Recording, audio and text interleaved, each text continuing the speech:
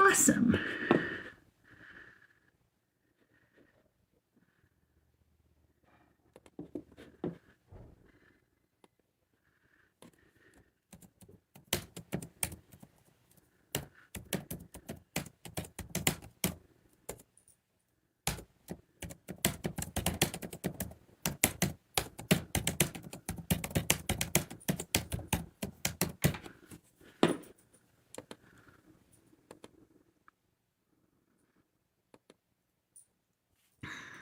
I did some work on the YouTube yesterday to try to, just organize things better over there. So we're going to get that going. I want to do this pivot. I don't know why that song came to mind just now.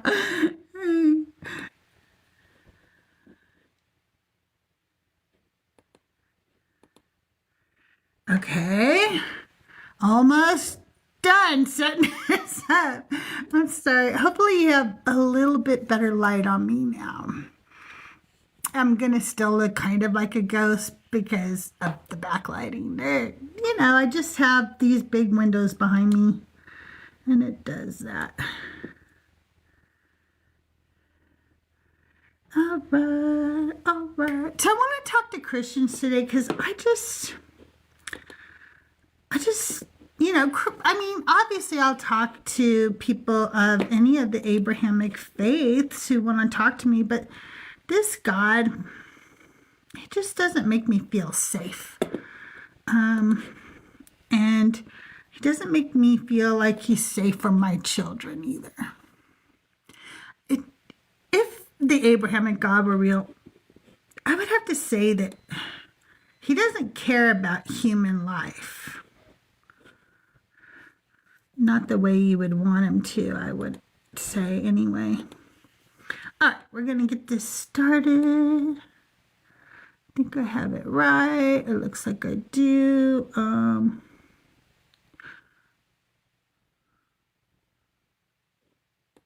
Is it right?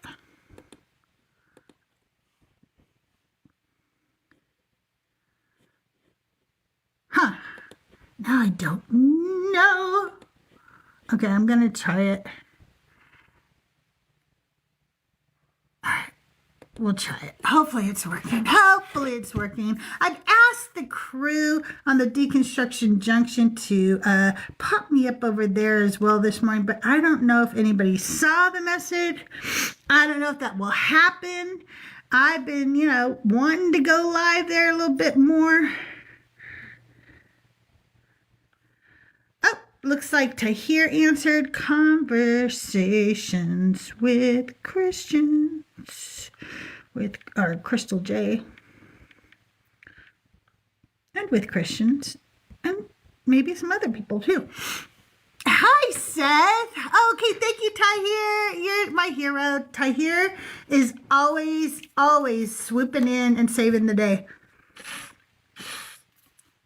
Anybody want to come up and hang out with me, say hi to me, talk with me, you can.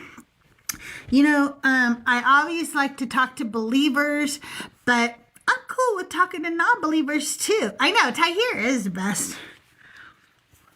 She's one of my BFFs, so is Seth. I'm eating. Okay, I got a big, huge thing of gummy bears. It said assorted flavors, and it was like a big tub of them from Winco, but all of them were green. Isn't that kind of funny? It was $1.58. I think their green got stuck on.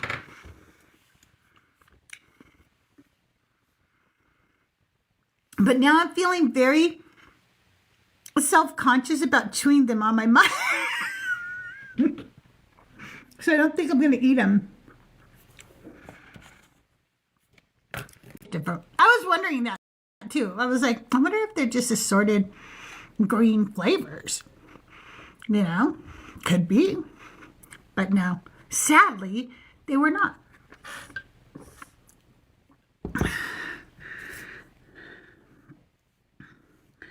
sadly, they were not.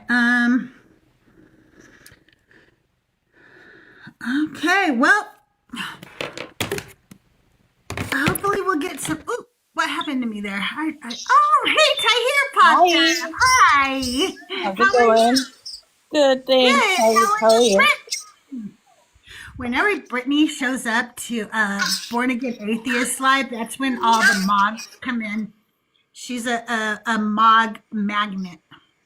Oh, what? A man of God magnet. Oh, man of God. Okay. Yeah, that's what born again atheists and the coven call the Christian men who come up Oh, monks. yeah. Okay, I've heard that before. I never knew what it meant. Yeah, and for some reason, like born again atheists will be up there, and she'll get like maybe some one or two that come up and do something and just wild. But nothing, nothing really good. And then Brittany shows up, and then all of a sudden they'll be like, yeah, it's like they come and follow her in there or something. Well, I guess you're good at what you're good at. Look at Seth. I saw someone at the gym with a Child of God shirt, a cog. Not cog. That's hilarious. So what's new today, Tahir? Not a lot. It's my day off, so I'm just chilling, hanging out. That's nice. Yeah. That's nice. A baby of God is a bog. Oh, yeah, you guys do actually say that too. A baby of God. That's awesome. That's wild. That is really wild. By the way, I hate doing this. It's just a fact. If you've been in my lives long enough, you actually know that what I'm saying is 100% true about my lives. I will not get pushed out until we have 5,000 shares. 100 shares, 5,000 hearts, and then I'll start getting pushed out. Let me also, I'm going to change the gift goal, but yes, I will stay an extra hour today if we reach the gift goal, but I don't want it to be that high, but it is usually higher for conversation days, but that one's a little high. Let's make it something more reasonable. And let's go to I was like 5,000 shares. That's a lot. How do we do that? I know. That was a little wild there. It was like, what am I talking about? Being ambitious is good, but I need to lower it down, but if you look up there, it says $1,000 and there's like a little thermometer thing.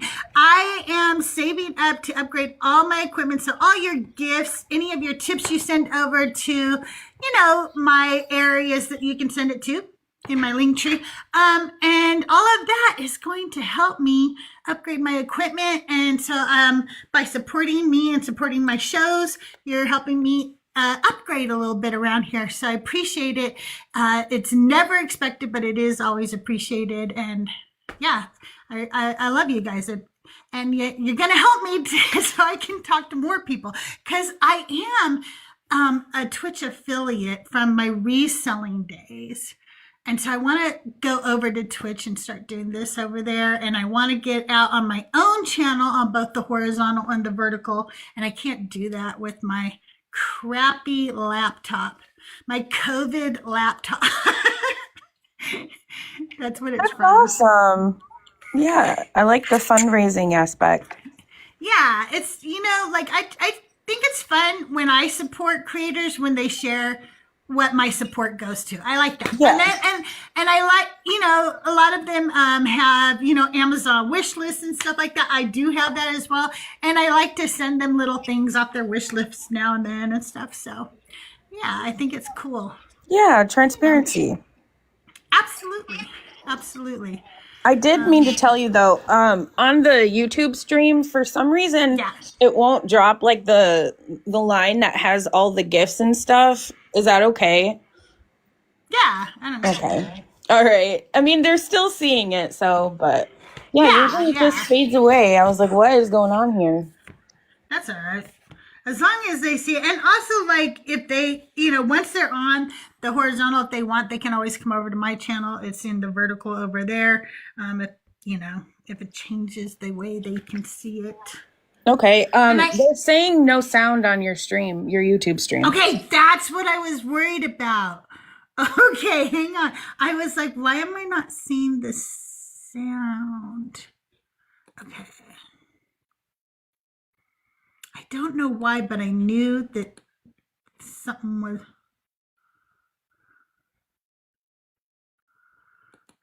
wasn't right. Huh. Give me a minute, you guys. Give me a minute. I don't know what I did differently. What can I do here? How do I... Settings. Let's go to audio. No, you're not going to give me the settings. Trying to fix it right now. I'm going to let them know.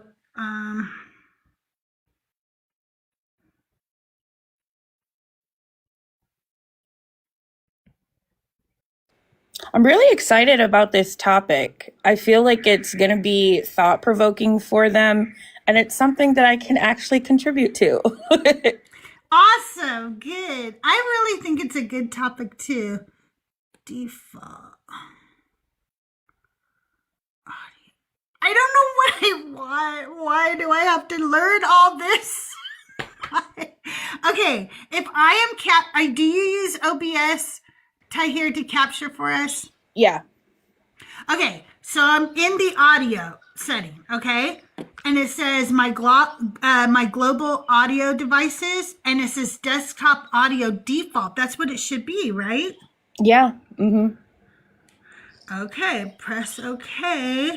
It's not muted or anything?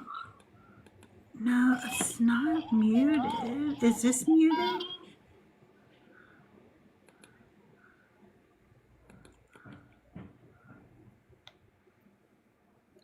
Properties.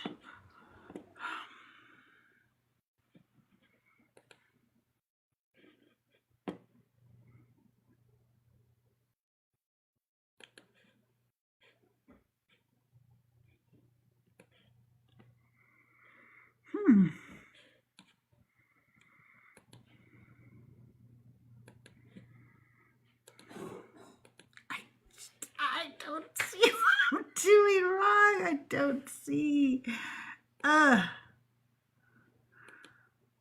really. Okay.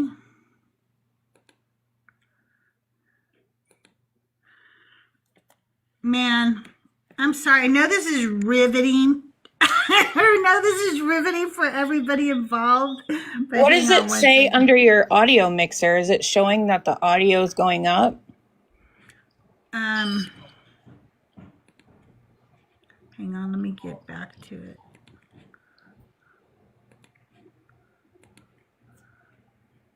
No, it's not going up. Yeah, so it's not capturing the sound. Right, but I don't know why. Yeah. I don't know what I'm supposed to do to fix that. Like, how do I make it do it? I'm clicking on the thing that it should do. Okay, so I'm going to relaunch everything on YouTube. On YouTube, not here. I'll just relaunch everything. All right, let's start all the way over from square one.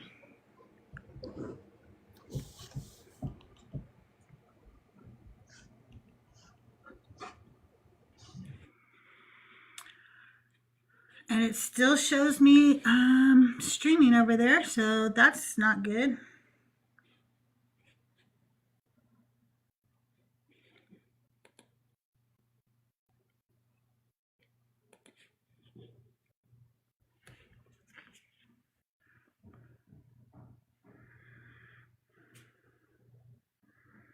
I can't even stop my stream. How do I stop it now?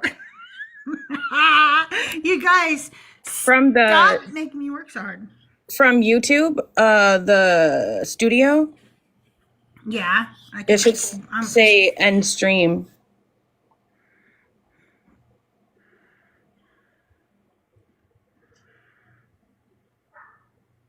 Okay, let's see if it ended now.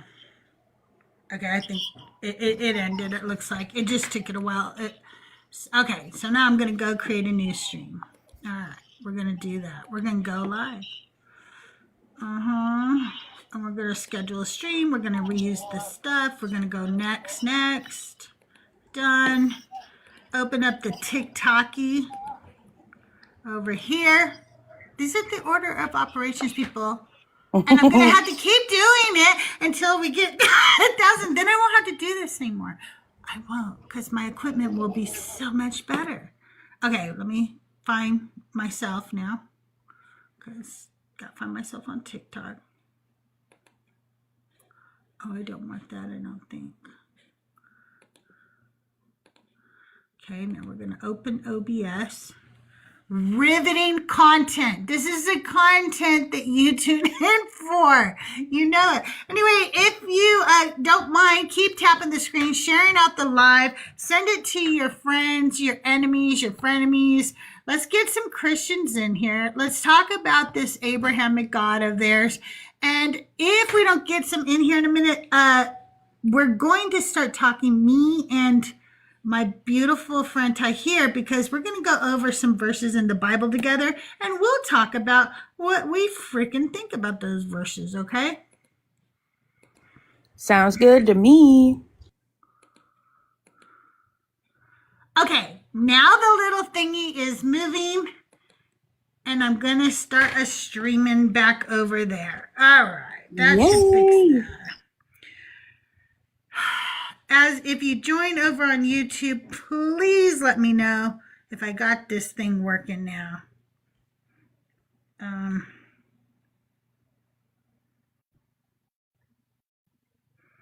right, I'll wait and see if some people join me over there.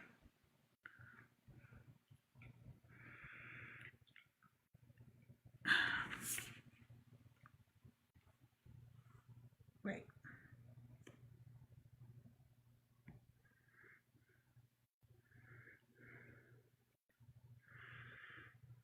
I don't trust it. I'm not sure. I'm like, wait, is it really working? I want the live chat. I swear this is going to be the end of me. I think it's just showing me the old one. Can anybody go to my YouTube and tell me if I'm good? I am. It's good over there, Silly Goose. Thank you, because it won't show me. It won't show me the. Oh, there we go. I finally got to go into my own live stream. Okay. Everything is good now, you guys. What? We're a half hour into the show. No, we're not. We're only about 15 minutes, and I was late this morning anyway. Silly Goose, welcome in. Mr. Curtis, welcome in.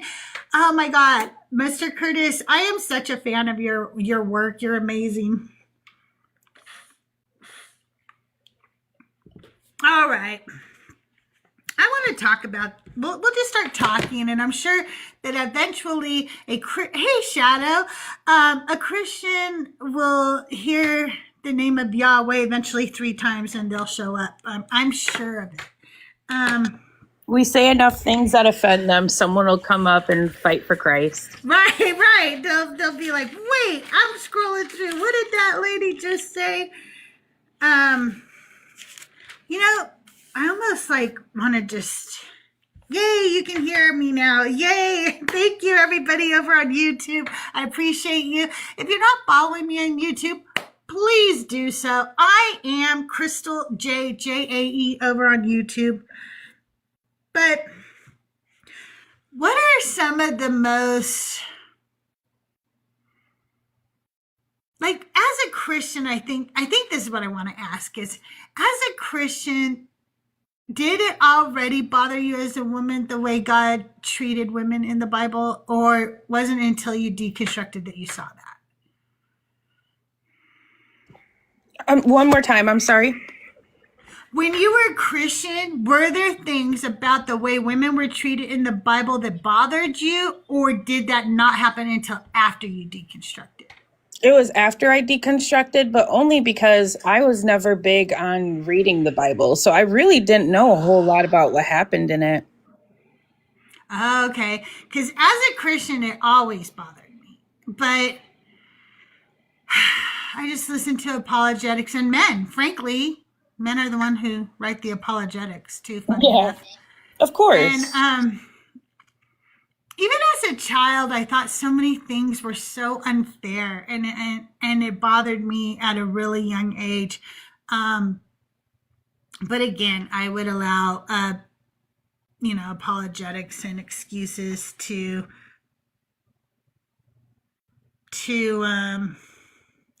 I don't want to say satisfy, but to temporarily, temporarily ease my concerns, if you will. But Well, you I were, think, especially you were raised into it. So you were, yeah, conditioned and brainwashed from, the jump that this is how it's done and don't do it any other way.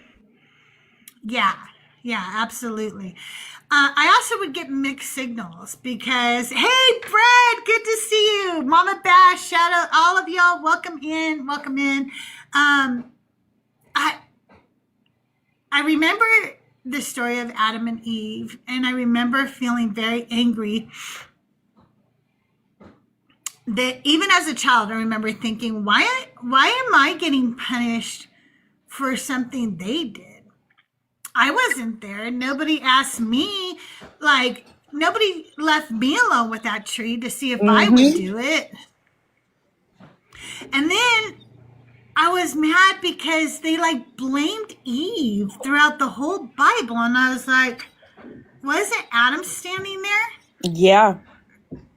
And how come Adam never really gets in trouble? And then when you read his actual punishment, if you really pay attention, while yes, he has to toil the ground to get food, which they don't anymore, do they? Do Right. our men?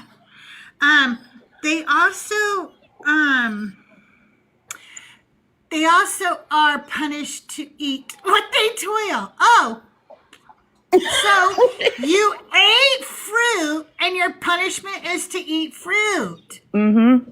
That's so fucking wild. Ooh, oh, you poor man. I see. Oh, I'm sorry. Mm-hmm. Got it rough. Yeah. I will say that is one of the things that I did think about beforehand is like, why do we get the raw end of the deal? Like, we didn't do all of that. And now we have these pains and this like suffering, and it's one sided. And then after deconstructing and learning more about it, it was just kind of like, wait, so he knew what the rules were and he did it anyway. And yet Eve was the one that was like getting the heat for it. It Yeah, really doesn't track. it doesn't track at all. It's wild, And so says to the woman, he said, I will greatly increase your pangs in childbearing. First of all, what the fuck does that mean? She's never had a baby before. How are you increasing her pangs if she's never had pangs? Like, the story never makes sense. When you really read these stories, none of any of it makes sense at all. Okay? You're having something increase that she's never, ever felt before in her life. Okay? And I will greatly. already, if he is like the one that's designing everything, why did he make it that way? Why did we have to have pain at all? Right, right? It's so ridiculous. In pain you shall bring forth children, yet your desire shall be for your husband, and he shall rule over you. So here's what's going to happen. You disobeyed me, and now, even though you know how much pain it is to give birth to children, you're still going to want the D, okay? God say it here. You're still gonna be going for that D, girl. And then and then he says, and you're gonna desire that man even if you don't want to, but it's just not true. There are so many women who don't desire men at all. Mm-hmm. They don't, Yep. you know, and there are many women who are cis but don't desire their husband because he's a piece of shit who abuses her. Mm-hmm. And she doesn't desire him. She's just stuck. Or want it at all, like their situation, the man. Yeah.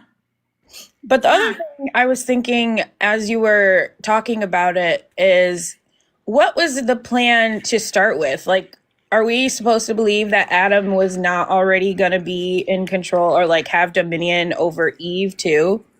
Like, she wasn't going to be Right? subjugated? Right? Like, what are you talking about? Like, and the husband will rule over you? Bitch, you know damn well that that was always the plan. Don't play. Exactly. You made her from him as a secondary character. As a secondary thought, you literally brought him every animal on earth to fuck before you made her. Exactly. But You that's didn't, we were so low on the totem pole that slugs were made before us. mm-hmm. Exactly. But that's it. If you really start thinking about it critically, then you do see these things pop up. But that's exactly why you're not supposed to. Don't think about it. Lean not on your understanding. Just take the words, take what works for you from the words, and then just move forward. Absolutely. And then we move on into these men who married these very young girls, and I don't really fucking care how old they were. Like, you can't fucking tell me that any of these women were adults. We're not even going to discuss whether they were adults, whether they were 3 or whether they were 12 or whether they were 15. None of these mothers of the Bible, Abraham's wife or Isaac or any of them, they're all young girls. Mm-hmm. And they treat them like property. They are not revered. They are used to gain wealth by sleeping with their own half sisters and then lying to the Abimelech. And, Mm-hmm. Tools. Yeah, they're just tools. They're just Mm-hmm. tools. And the And the children, other too. thing too, yeah, the children too, but I was just going to say also in the way of like, here, I'm giving you my child, now what do I get out of it? They were property in that way too. Yeah, absolutely. Absolutely. Um, yeah. And then, like, let's look at Hagar. God damn, Hagar. Like, I was taught as a Christian that Hagar was this horrible person and that Sarah was a good person and that Sarah was loving and good and she is the mother of all of us and that I should revere her. And when you read that No. story, Sarah's a fucking horrible person and Hagar's a Yeah, slave who just wants to be fucking left alone, you I know? know. Even to the point of like, so you got what you wanted. You got your own biological child and you just couldn't, like, you weren't happy with that. You were still bitter enough that you had to exile them. Yeah. Yeah. She was Let's read a little bit about Hagar and how her and Ishmael were sent away. This is going to be found in Genesis 21, and we're going to start verse 8. The child grew and was weaned, and Abraham made a great feast on the day. Okay, let me tell you who Hagar is in case you're just tuning in and in case you don't know. Hagar is a Egyptian slave that belongs to Abraham and Sarah. Well, belongs to Sarah, really. It's her personal slave. And she gives Hagar to Abraham to bear him a child. Because we can just give people to people for sex. exactly. And not even Yeah, and just that's that, horrible. but for like to get pregnant too, for that matter. Yeah, yeah. And take away her child because they're going to take it. It's not going to be hers. So here we go. The child grew. So this is Hagar at least got to raise her child, which a lot of slaves don't get that opportunity. They get their children just taken away from them and given to other people to be their little toys. Okay, the child grew and was weaned, and Abraham made a great feast on the day that Isaac was weaned. But Sarah saw that the son of Hagar, the Egyptian, whom she had borne to Abraham, playing with her son Isaac. So she said to Abraham, cast this slave woman with her son, for the son of this slave woman shall not inherit along with my son Isaac. The matter was very distressing to Abraham on account of his son. But God said to Abraham, do not be distressed because of the boy and because of your slave woman. Whatever Sarah says to you, do as she tells you, for it is through Isaac that offspring shall be named for you. As for the son of the slave woman, I will make a nation of him, because he is your offspring. So Abraham rose early in the morning and took bread and a skin of water and gave it to Hagar, putting it on her shoulder along with the child, and sent her away. And she departed and wandered about in the wilderness of Beersheba. This God is not safe for women and children. Yeah, because it didn't, again, the person who's in control of the design of everything, it did not have to be that way. He could have said, no, you're, in charge of Sarah. Tell her this is how it's going to go. Or like, let me set them up nice if, this is how it's going to be. Nope. It was, yeah, go ahead, kick them to the curb. It'll work out eventually, but, just let them suffer for a little bit.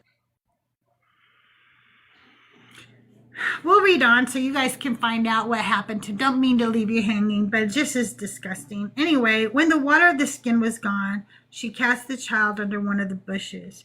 Then she went and sat down opposite him a good way, about the distance of a bow shot. For she said, do not let me look on the death of my child.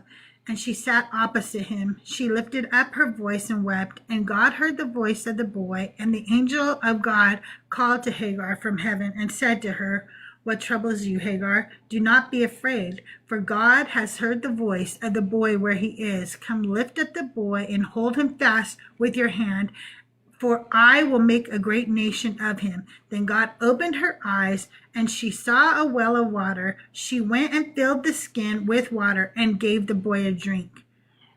Just for a little fun tidbit of information, in the Old Testament, whenever, hey Kate, thank you.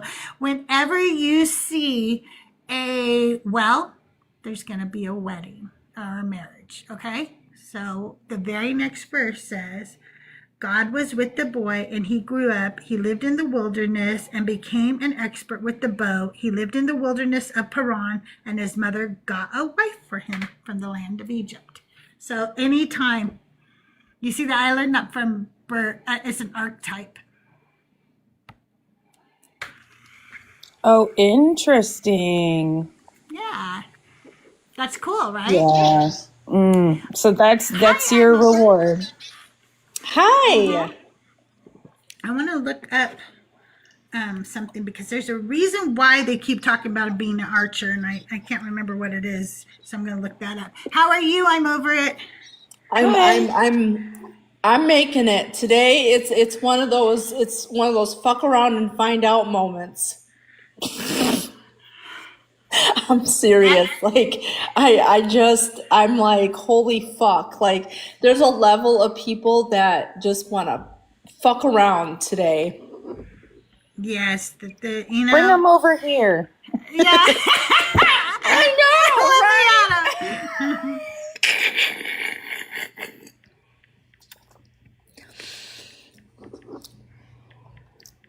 Okay, I'm looking something up. You two talk amongst yourself. So what do you think about the background that Abrahamic God is not safe for women or children? You know what? I don't even know the Old Testament. I'm going to be honest with you. And when I was on live with Truss, I think he's read the whole Bible, if I'm not mistaken. Oh, yeah. Has he? So anyway, I kind of was dabbling into it when he asked me. He says, okay, when you look this up, look this whole chapter up. And so I started reading a little bit of it. And then he asked me he was talking about, what was it?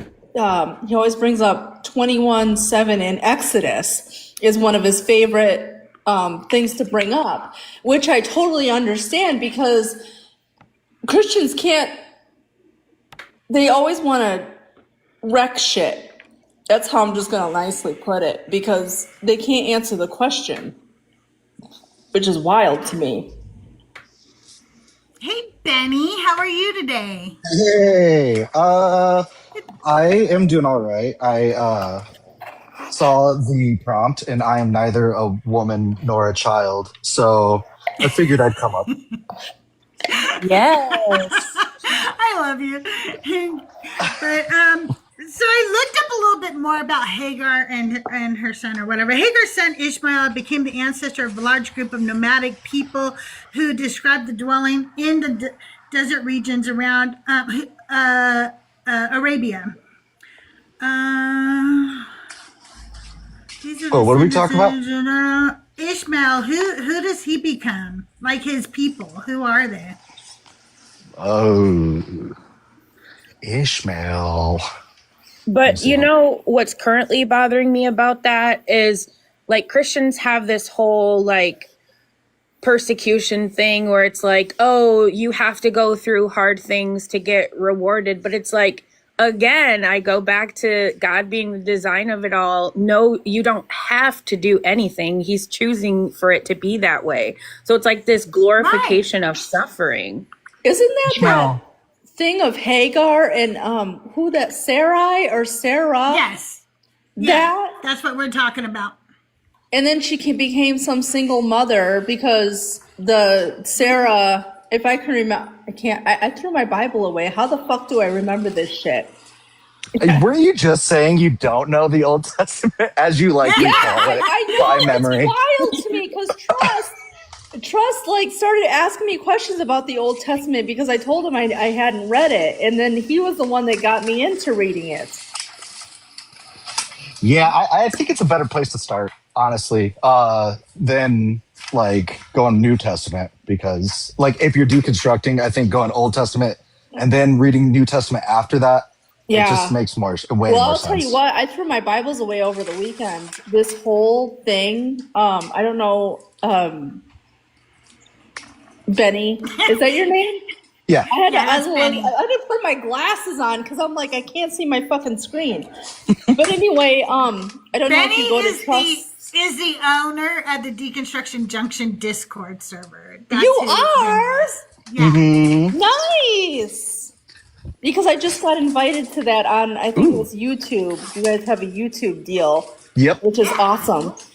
And so anyway, I just Ty, here they are. deconstructed over the weekend, and it sent me into a mental hospital. In fact, I'm here for a week and a half. And I was on the phone with Trust because I had to call 988 the night before, and there was a police officer that came to my house and says, "You're having a mental breakdown, you need some help." And so they got a van, and as I'm trying to process all of this, I got on the connection with Trust, and he was willing to, he's my adopted dad now. He was willing to stay on with me until the van came to get, he's so grateful sweet. for I him. love him. I Great love him, person. seriously. And then He's just the nicest guy.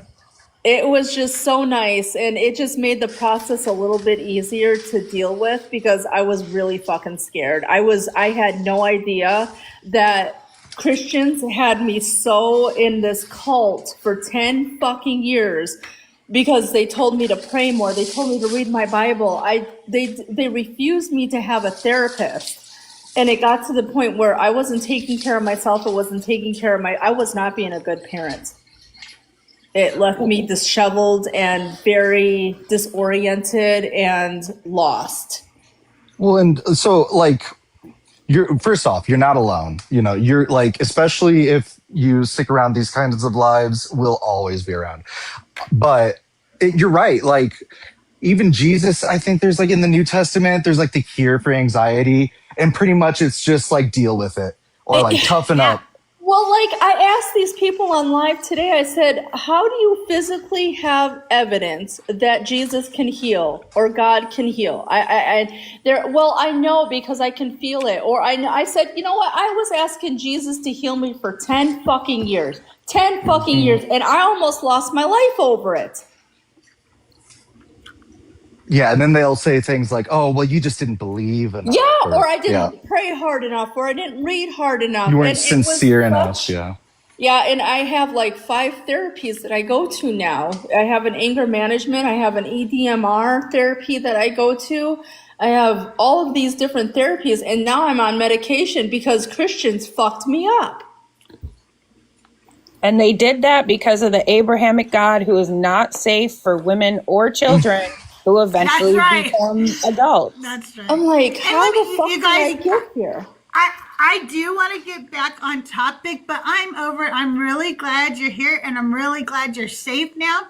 I'm going to drop you back down in comments so we can get back on topic, but thanks so much for being here. Oh, And what are you doing? hey, I don't even know what the hell you do. you don't know what I do? No, She's trying to have I don't know conversations. your lives.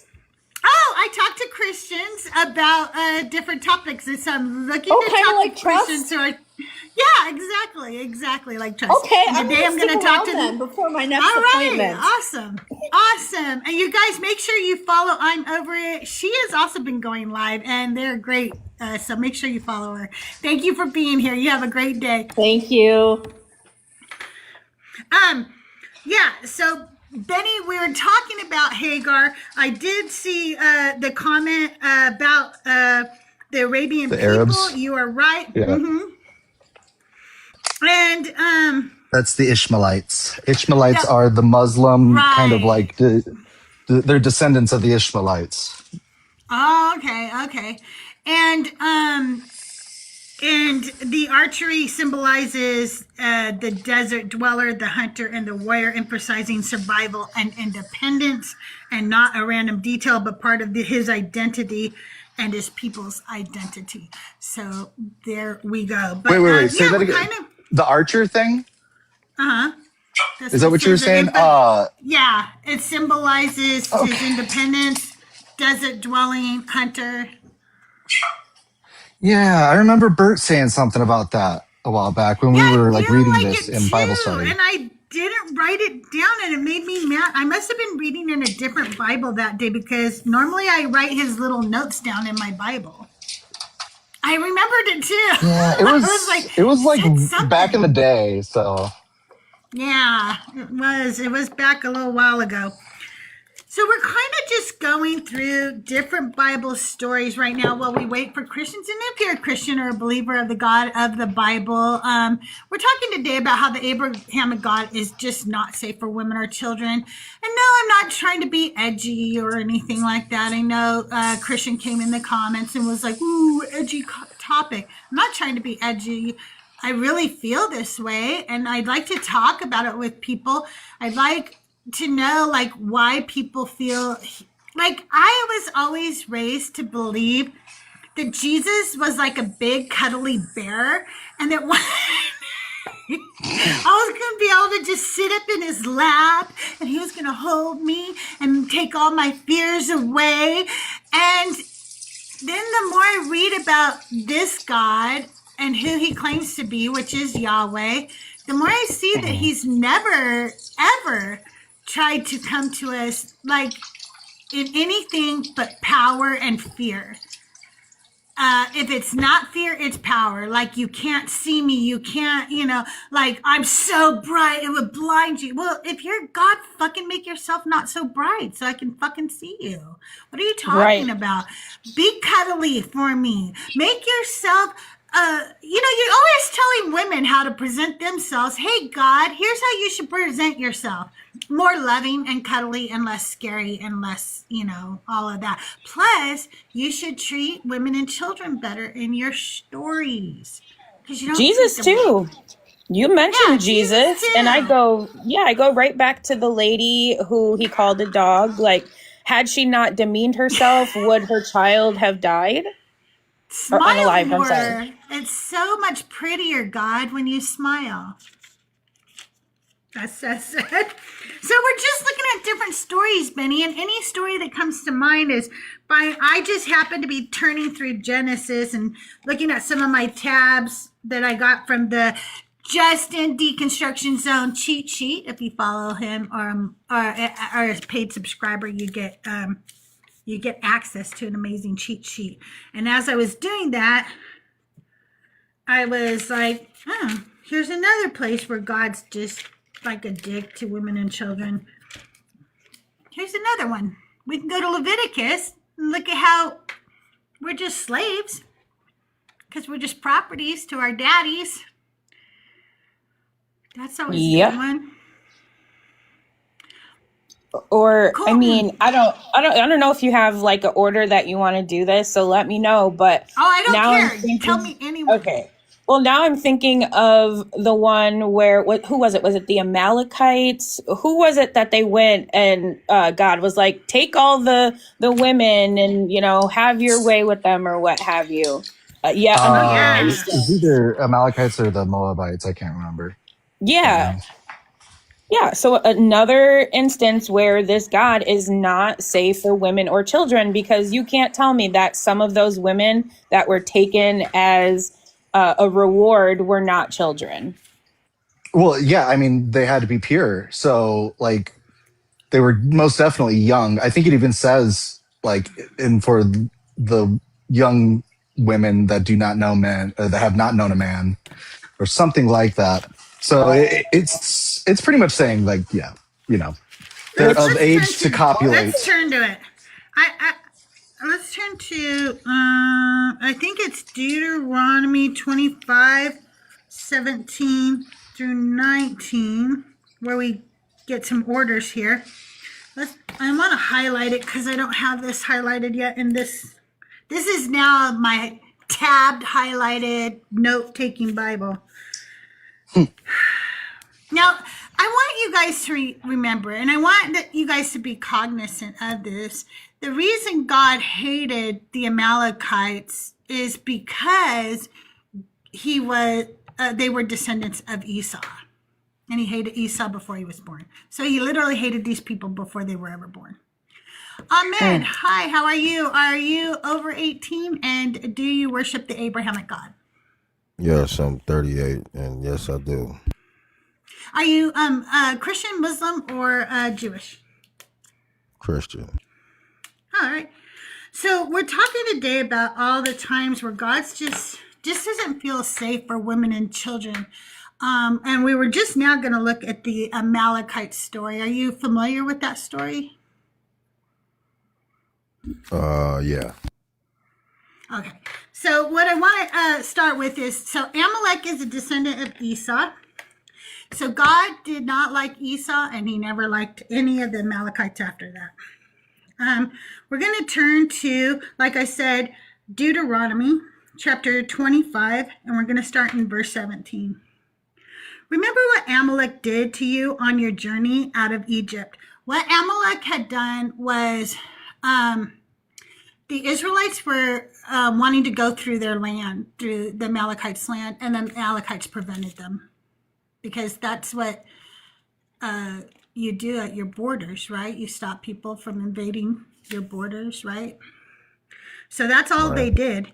And then God had the Israelites do this thing where they made like Abraham, like have his arms held up by somebody. And every time his arms were held up, they started winning. And every time his arms drooped, they started losing. But eventually they won. They kicked the Amalekites' ass.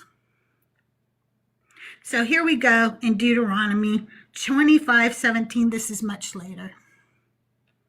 Remember what Amalek did to you on your journey out of Egypt? How he attacked you on the way when you were faint and weary and struck down, all who lagged behind you? He did not fear God.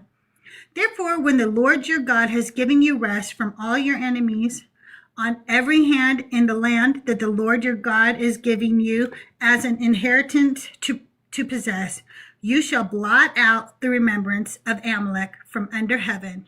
Do not forget. So he wants them to commit a genocide on these people 400 years after they tried going through the Amalekites' territory and the Amalekites stood up for themselves. Now let me go find the next Lost, right? section. You said they ended up losing. Yeah, the Amalekites lost, and he's still mad about it. It wasn't enough. He wants them all. He wants every But he single holds one of no them. grudges. He holds no grudges. So we're going to go to 1 Samuel 15, 2 and 3. 1 Samuel is, so you go Deuteronomy, Joshua, and then 1 Samuel. We're going to go 15, 2 and 3. Well, we'll just start 1. I don't you king over his people Israel. Now therefore listen to the words of the Lord. Thus says the Lord of hosts, I will punish the Amalekites for what they did in opposing the Israelites when they came up out of Egypt. Now go and attack Amalek and utterly destroy all that they have. Do not spare them, but kill both man and woman, child and infant, ox and sheep, camel and donkey. Sounds like they pissed off God. So that makes what ensues okay. Which is why it's okay for people to come up here and mock a God that's gonna send you to hell anyway. Like, I'm not how mocking smart is him by that? talking to people, Ahmed. Why do you think that talking about your God is mocking him? Because you're basically on the side with Satan. You're trying to make God seem like the bad person when clearly humans and Satan is the one who did these things, and you're wondering why God did allowed this. it. God did You're wondering this. why God allowed it. Yeah, God because did basically this. you're gonna go to hell just for being online mocking God all day. That's crazy. Ahmed, there is. We Ahmed, I'm mocking not God. For you to mocking say it's God not by a talking hell, about him. but How do you're gonna you say bring it's a not a hell. non-believer to belief?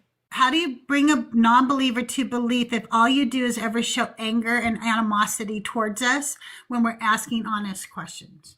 I'm You not can being ask the mean. honest I question. haven't said. I'm I being am. honest and telling I'm you asking about what the God is gonna Amalekites. do. So you I'm don't not want to have a God, so I wouldn't know. conversation? I didn't live in. I'm conversating it, and I'm telling you No, you're not. You're what you're just telling me I'm asking. going to go to hell.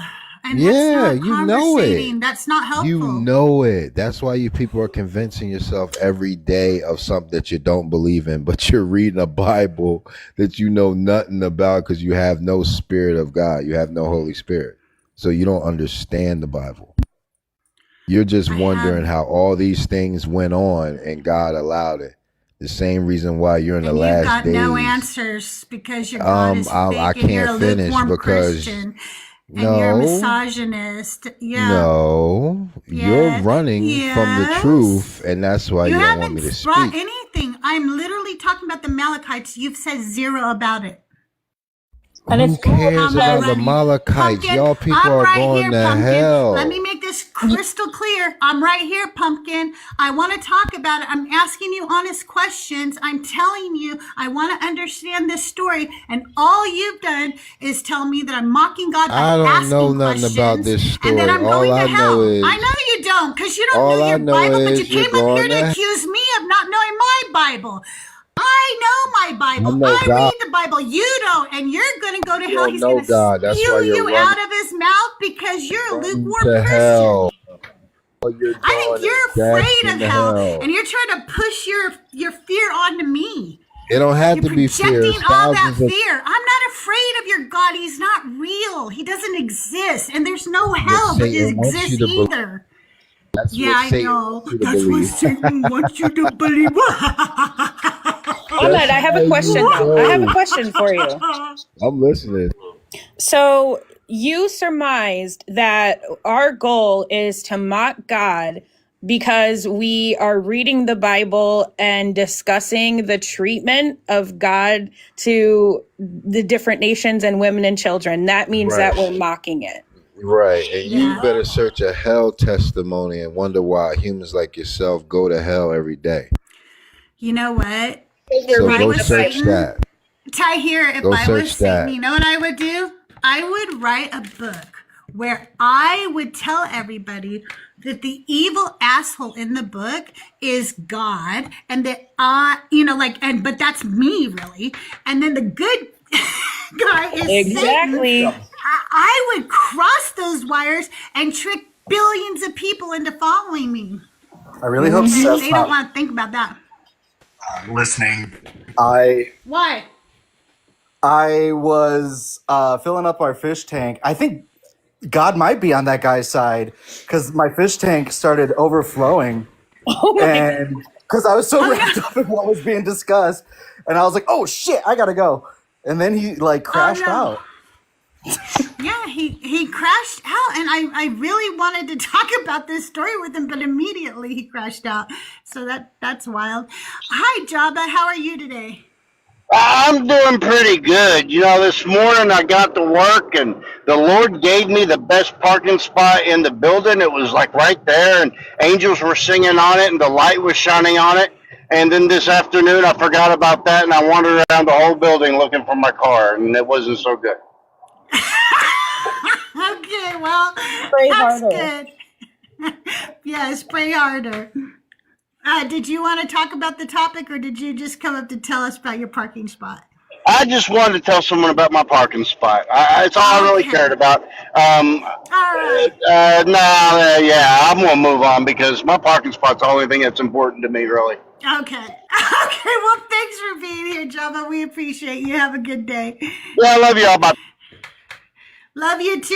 Hey, you guys, if you're a Christian or a believer in the Abrahamic God, come on up and talk to us. I want to talk to you. I'm mostly talking to Christians. I don't know a lot about Islam. I can talk about Judaism if it's based on the scripture.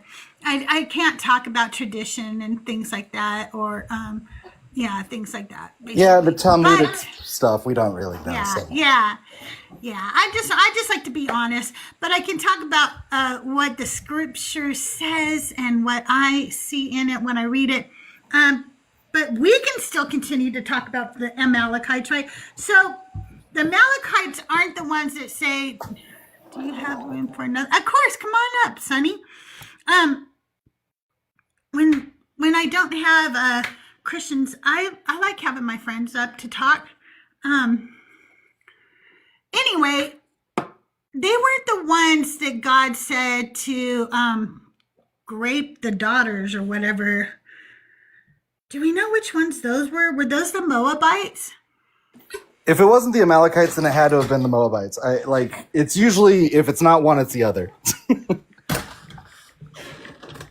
Okay, I'm gonna look that one up too. Because that's 1 Samuel 15:3 is the one that's that's the Amalekites. That Saul defeats the Amalekites but spare the king. Story. Gosh, I need to get back into these lives. I've been busy, losing my touch when it comes to recall. What? So what was that guy crashing out about? Because you were talking about the Amalekites. The Amalekites didn't really do anything He said other that than I'm mocking God because I'm asking questions. If I'm up here the Bible. asking questions, then I'm mocking God by doing that. And I said, dude, I just really want to have a conversation about this. I really do feel that this God is not safe for women or children, according to the stories. And he is just like, you're going to hell. You're going to hell. Yeah, which, by the way, hell, please describe hell first, and then we can decide whether or not that's even a real. Your idea of hell matches the Christian next to you as well. Yes. Welcome to the panel, Sunny. How are you? And good morning, Shmezzo. Hi. Good to see you. Hi. I'm good. How are you guys? Wow, Doing good. Schmezzo in the chat. W Schmezzo. I like the topic you have up today. Thank you. I like how I you've have been another- focusing on women and children more because the Bible likes to ignore them. So Yeah, I've decided to lean into that. I'm leaning into it. I think that I believe that no woman should worship this God, not in any form, not in any way whatsoever. Never, ever, ever. If we start with Judaism and you look at the covenant between Abraham and God, women were specifically told to stay the fuck out of this covenant. Don't even fucking touch a woman. Don't fucking touch her before you get up here and do this covenant with me. So Yeah, and why should any of us worship him? Yeah, and I was gonna say and they say God's their father, right? And so men like to be like their father, and so if their God is abusive, then all these men of God are gonna be abusive in the same way. Yeah. Preach.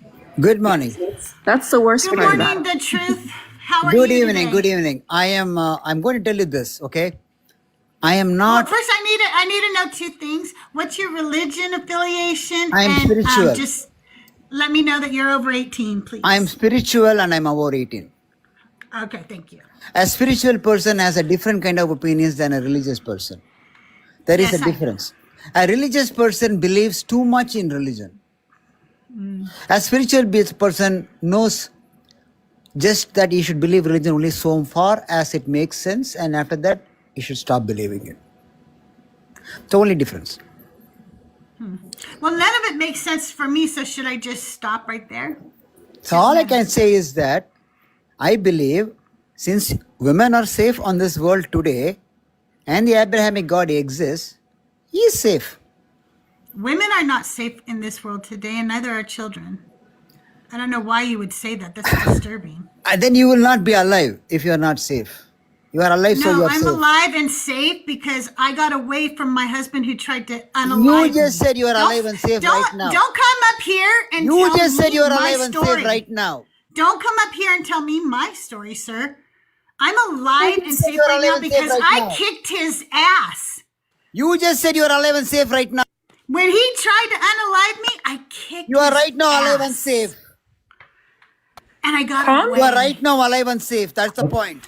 Because I did it, not your God. Your God is weak. He Ah, couldn't my God save me. enabled you to do it. He gave you the strength. Your God didn't give Nothing me shit. spiritual helped her. Okay, No. It's she did it just herself. everything spiritual I helped did her. it all myself. Nothing spiritual Yeah, helped me. yeah, I well- did it.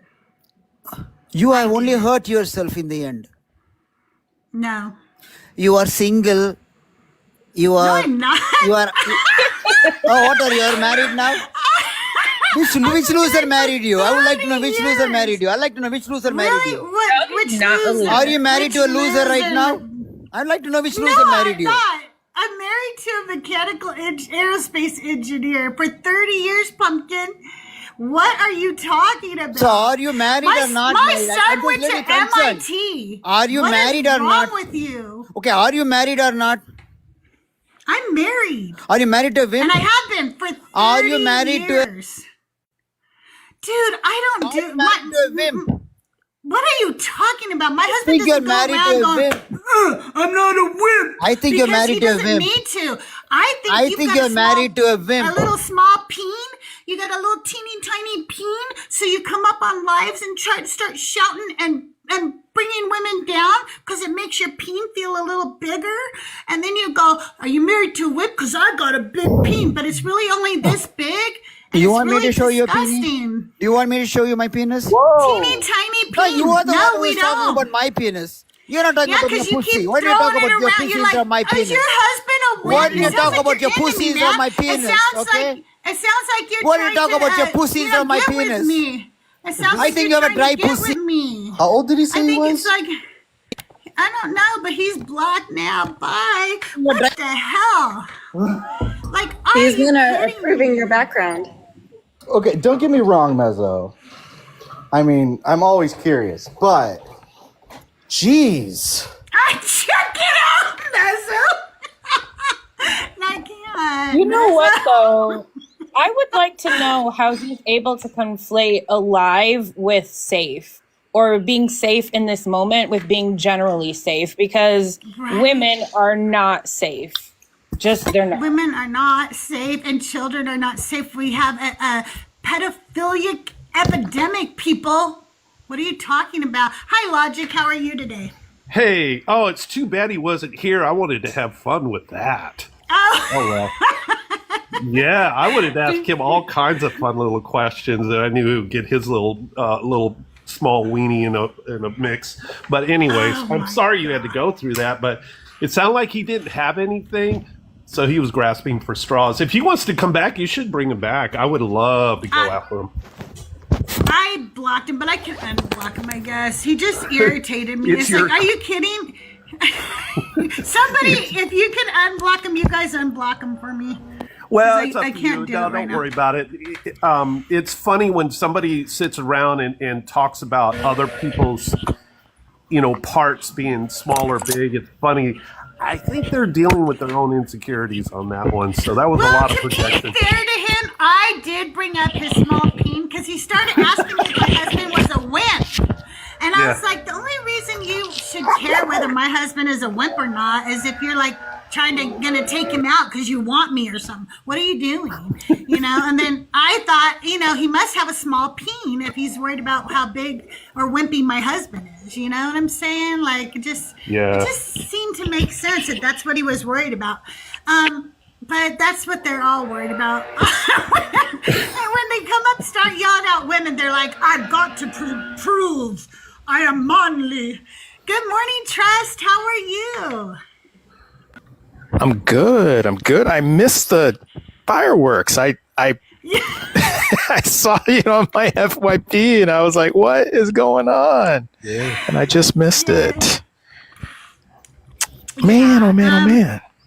So hey guys. Hey, we're Josh. talking today about how the Abrahamic God is not safe for women or children. And he said, not safe. You women are safe and God exists. You're safe from right what? now. And I said, I'm safe right now because from what? I kicked my attacker's ass when he tried to unalive me. That's why I'm safe right now. Not because you're God, but because I kicked his ass. I guess my question to him was if that's the case that supposedly his imaginary friend got you out of this situation, why didn't his imaginary friend just immediately stop it before it even started? He does know all things, correct? Yeah, just so you know, at the time I was with my first husband, I believed in his imaginary friend, and I prayed many times to get me out of that situation, and he never, ever showed up. It would be me who finally got me out of that situation, not God. Oh, you were just supposed to wait and have patience. Yeah, you were just supposed to wait and have patience. Never mind. Yeah. God rewards. Yeah. It was your fault for not waiting. It was your fault for not waiting. Oh my God. Just I was gonna unbelievable. Say those people, they think that suffering makes you stronger, right? So that's why he's saying, well, you're alive. Like, it doesn't matter all the suffering you went through because it was worth it. Or, you have to have the suffering to have what you have now. This isn't a fucking workout. It's not no pain, no gain. I mean, right? I understand wild.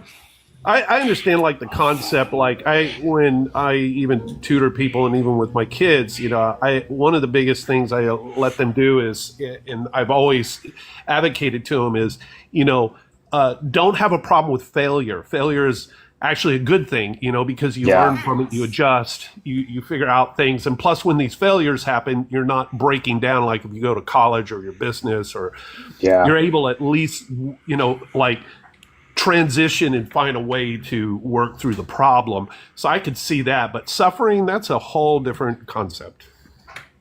Exactly. 100%. So we tried to talk about the Amalekites earlier too, but then I got another crash out, and that guy just wanted to tell me that by asking this question at all, that I am mocking God and therefore I'm going to hell. And that's all he could say. He just kept telling me over and over again. I said, I really want to have this conversation. He was like, you don't even know the Bible because you don't have the Holy Spirit. You're mocking God. You're going to hell. So I was like, ugh. That's a boring conversation. So that one didn't last long either. It's like, I just wanted to talk about the Amalekites, but So, needless to say, nobody's had anything worthwhile to contribute to the conversation. No, I It's just have one of them found that days, huh? I've been doing these topics about women a lot. I can change the topic and we'll get Christians.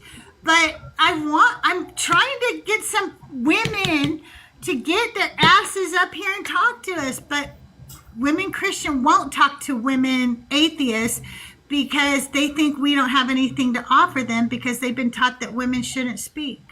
And they believe that shit, so they won't talk to other women. They'll only come up on your lives, not my lives. But I thought maybe I'm sorry. Yeah, more, I wish. I wish it was different. Yeah. Come up. But they're scared of other women. They think we're witches. Ooh. Well, I also think that a lot of them, and just like that guy, I think they talk a game of, oh, I know A, B, and C, or he knows the Bible. But I bet that's the reason why I wanted to get him on things, because I wanted to bring up things in the Bible I know that he doesn't even know that's there, or he's going to create some ridiculous apologetic excuses for some of the evil and bad behavior that God implements in the Bible. But the problem is I would, is hold his feet to the fire. And, this is the big thing. I get really tired of Christians where, I'm having my problem where I'm losing my patience and I'm cutting them off at it, is the constant dodge, deflect, changing the subject, and stupid apologetics. I am so tired of it because I realize, and I'm going to call any apologetics out there, you are a fucking waste of time. You do not get to the core of the problem. You deflect. Apologetics is deflection. That's all it is. Mm-hmm. It's not getting to the source. They just want to mess it up and then say, aha, look at me, I got you. And that's all it's about. Your dryer is done. Sorry. Your dryer is done. I know it told me to. I'm just kidding. I'm being domestic. Mezzo says he only gets the women to come up when he's 1v1. And I was doing a little 1v1 earlier. I usually like to have one co-host, but then nobody was coming up. So I was like, friendlies can come up if they want to talk to me. But if you are a Christian or a believer of the God of the any of the Abrahamic religions, you can come up. I will certainly ask a couple of them to drop down, and the other ones will mute up while I speak. They will not be rude to you or anything. We just want to talk. I just want to talk about how I'm feeling about the Abrahamic God, and how I just didn't realize how unsafe his teaching was for women and children. How much harm it has done to women and children, from telling us to obey our husbands to telling people to not spare the rod. There's just so much harm. And then the story after story, they didn't sit well with me as a child. I've told this story before too. When I was 3 years old, I was moved to California. I was born in Detroit, Michigan. And I was put on a plane at 3 years old with my brother, who at the time was like 8 or 9, I think. I can't remember. I don't really know how old my siblings are, but I think he was like 9 or something like that. So I don't know. Anyway, he wasn't 9. He was like 13, because he's much older than me. He was like 12 or 13. And they put us on a plane together and sent us to go live with my aunt and uncle in California. And so I was one of 8 children and had only one brother left. And then a year later, they took him away and traded him for my sister. So first of all, I lost my whole family. And then I found out that I was disposable and could be traded like a Pokemon card or something if they wanted to, because we weren't the real children. So we could do whatever we wanted with these children. So that being said, when these people come up, I almost said, when these people come up and tell me that the Job story is a beautiful story, like, what? Are you fucking kidding me? Yeah. He she took his whole fucking family away and gave him a new family and said, we're good. That's what fucking happened to me. And we were not good. Okay. We were not, I'm not good with that. I'm not okay that you took my whole family away and gave me this other family. I'm not okay with that. And I wasn't okay with the Job story either. And I hate that story. Just see nothing good from that story. I was just trying to think. Is there a single woman in the Bible that like doesn't get in some sort of trouble or have like something negative happen to her? Let me look. You talk amongst yourselves for a minute. Well, because I'm just trying That's to a think. great question. Like I'm That's trying a to great think like, maybe question, like Ruth or well, no, Esther was like a concubine. I'm just trying to think because like even the women that aren't named, they're just named by their like association with men from the Bible, like Lot's wife. Well, actually, she had a name, I think, but you know, just so many different women in the Bible are just not treated well. I don't think there's a single one that is treated what I would consider well. Well, I Not would even say Mary. I would say not well that she was treated, but of course later on they wrote her out and they didn't like her. The fact that Lilith was independent, she liked to be more of a woman in control or at the same, like when you see some of the first writings. And yeah, she was a person of her own. She just kind of like, you know, she was the type that like, I'm not going to be submissive. I am going to be at an equal level. And if I want to tell you off, I'll tell you off. And for some reason, that did not sit well with the early writers when they were doing it. And eventually she got written out. And I think eventually she turned into the devil or the snake. I'm not sure. But yeah, I mean, shoot, that's the Lilith stuff is like considered, you know, like extra like biblical. So Okay, I even just that want is to like a tell you reason. something. So looking it up, I want to answer your question. The only time that I can see, because I'm reading a little list here right now, is when they are a mother of somebody. Or let me see, Queen Esther. Okay. But you said, did you say something about Queen Esther? So she was Moabite, I believe. So she was actually in a different land. And I mean, she had like a number of. The Book of Esther is really interesting, by the way. Like, I think it's actually like a really cool book. But she just like had like good luck. There was no intervention by God or anything. She ends up like freeing her fellow Jews, but in order to do that, to become queen, she like has to move up the ranks like as a concubine, like as a of the king. So I don't know why I didn't include it in my list, but and then the last one that it lists is the Shunammite woman in 2 Kings 4:8 through 37. She's a wealthy woman who shows hospitality to the prophet, so she has no name. She's only there to provide, you know, like she's just a little backstory. She's not fucking important. There's no, Benny.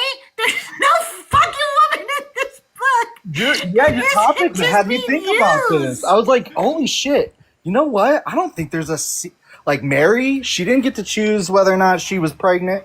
You know, like there's nothing. Eve, all the way You from the are beginning. either a mother, a whore, or a fucking slave if you're a woman in this book. And you're lucky if you have a name because it's like 5%.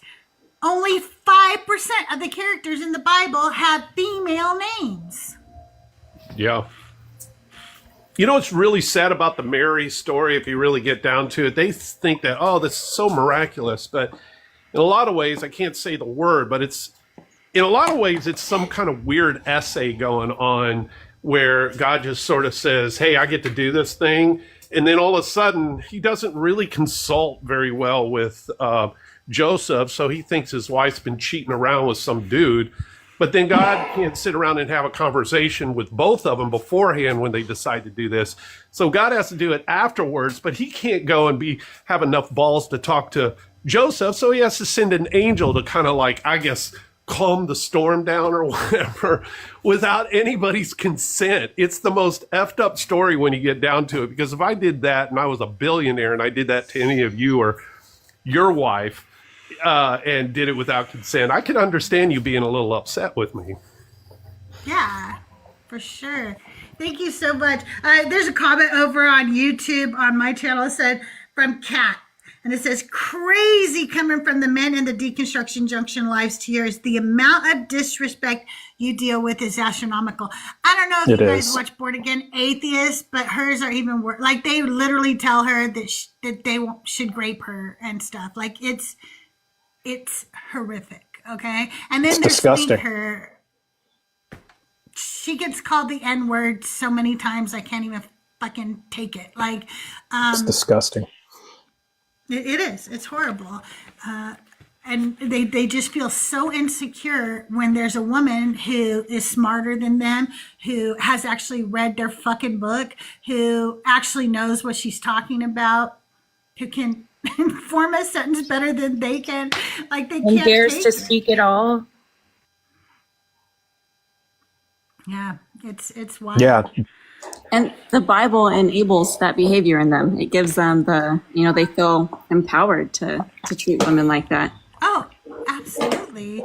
And that is why this Abrahamic God is not safe for women or children. The men who've come up here today have proven that you are not safe. You're not a safe space for us.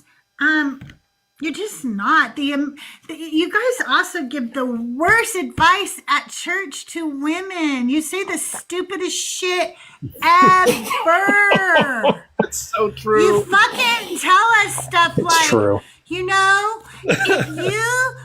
Even though you have a job and you're working too and you're making just as much money as he is, you should still make yourself presentable for your man when he gets home so he doesn't want to sleep with somebody else. If that is your relationship where the smallest thing's gonna make you fuck somebody else, your relationship has some big fucking problems, okay? Like, you're not gonna last 30 years, okay?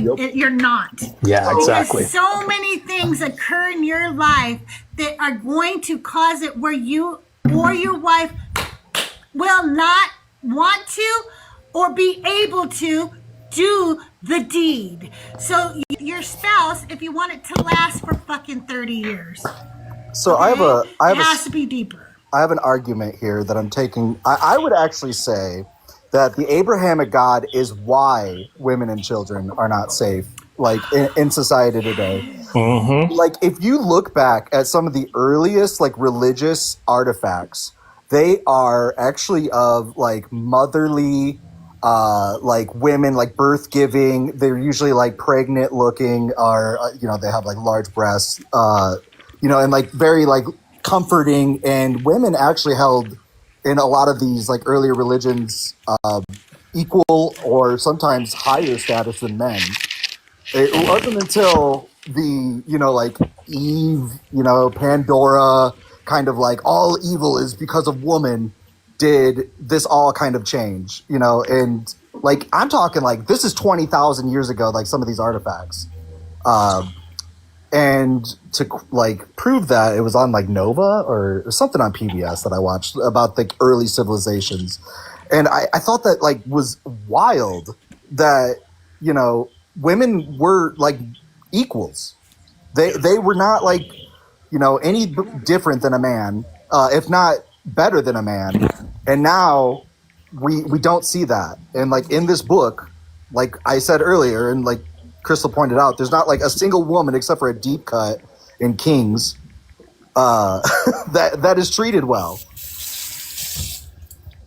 Yeah.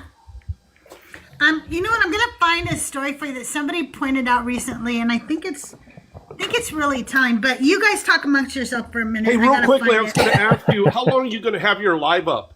How long are your live going to stay up? I'll be up for at least it looks like an hour and a half, 2 hours. But perfect. if I meet my gift goal, it'll be three and a half hours more. So Okay, I'm going to come back. I got to run an errand for my wife. And as I just want to say to a lot of the men out there, I love strong women. My wife's strong, incredibly smart. And I've always been attracted to women like that, and I don't see what the problem is. My wife hasn't tried to overpower me or anything. She tends to win the arguments most of the time, but that's cool. I don't care. So, yeah. Anyways, I got to run some errands, so I'll be back in a little while, guys. All right. Thank you so much for coming up. We appreciate you. No problem. Peace. See you, guys. Logic. All right, I'll see you soon. All right. I'm looking something up. Okay. Let's turn to Jeremiah 44. Okay. Oh, well. And it's a very short chapter, so let's go ahead and read it, okay? And I don't know a lot about it. This is something new or I've learned. So if you have input, feel free to share with me any input you might have. Or if you want me to stop and look something up, we can stop and look it up like we do on Non-Believers Bible Study, okay? But I do have a little bit of information I pulled up on it. All right, we're going to 44. I said 42, didn't I? Oh, no, I don't want to read all of 44. Never mind. I looked at the wrong page. Okay, 44. We're going to start at 15. I lied. We're starting at 15. Then all the men who were aware that their wives had been making offerings to other gods, and all the women who stood by a great assembly, all the people who lived in Pathros in the land of Egypt, answered Jeremiah, "As for the word that you have spoken to us in the name of the Lord, we are not going to listen to you." We're not going to listen to you. Instead, we will do everything that we have vowed, make offerings to the Queen of Heaven, and pour our libations to her, just as we and our ancestors, our kings and our officials used to do in the towns of Judah and in the streets of Jerusalem. We used to have plenty of food and prosper and saw no misfortune. But from the time we stopped making offerings to the Queen of Heaven and pouring out libations to her, we have lacked everything and have perished by the sword and by famine. And the women said, "Indeed, we will go on making offerings to the Queen of Heaven and pouring out libations to her. Do you think that we made cakes for her, marked with her image, and poured our libations out to her without our husbands being involved?" These people were worshiping a female god and everything was great. And then the Israelites started pushing fucking Yahweh on them. And that's when they started having problems and they didn't like it. So they started going back to worshiping a woman, a goddess. That's in the Bible? Yep. Yes, ma'am. That is in the Bible. I was just reading all of it. Yep. It straight up, we had life better, and then y'all came around and fucked it up. This is not your religion. You were not ever supposed to worship this God. And ever since we all started worshiping this God, women and children have not fucking been safe. But this God is good, right? Not according to Jeremiah 44:15, right? Not according The one to true Jeremiah. God. Well, he's good to his select few. Yeah, I want to get that book, When God Was a Woman. Have you guys been seeing Skeptic Gal go over that one? Oh, it looks really good. Everybody's pushing it on the TikTok shop right now, so they must be offering good commissions on it. But Skeptic Gal goes over it really well, actually. So I'm reading further on in Jeremiah 44 here, and Jeremiah responds to the women, basically saying you're all Benny, gonna. I'm trying to take this out of context. No. I mean, I'm teasing. I was teasing. it gets worse. He's like, basically, you all everybody from Judah that are living in Egypt are going to suffer war and famine until all of you are unalived. Only a small number will escape unalivement and return to Judah from Egypt.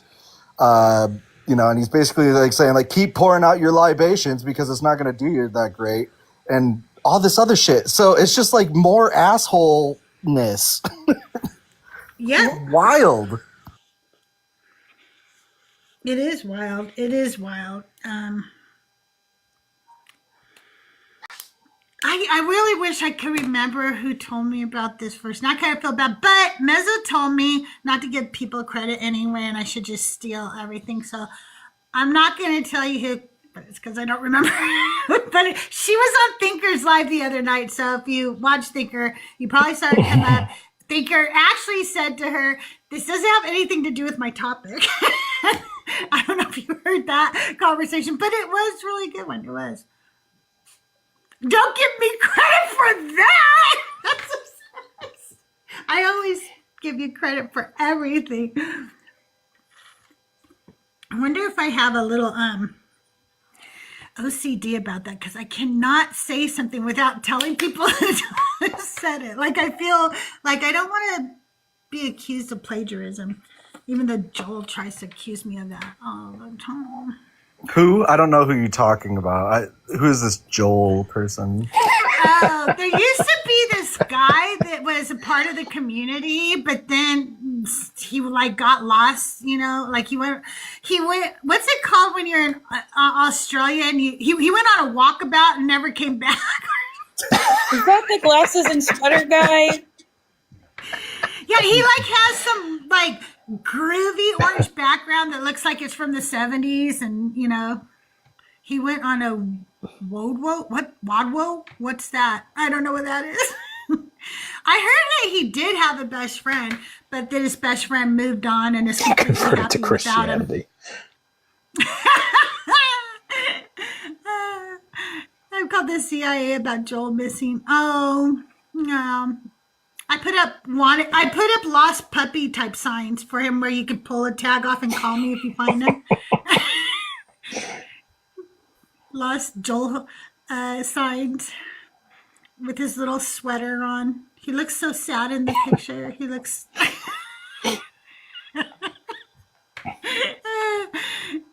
Doug's out, Joel.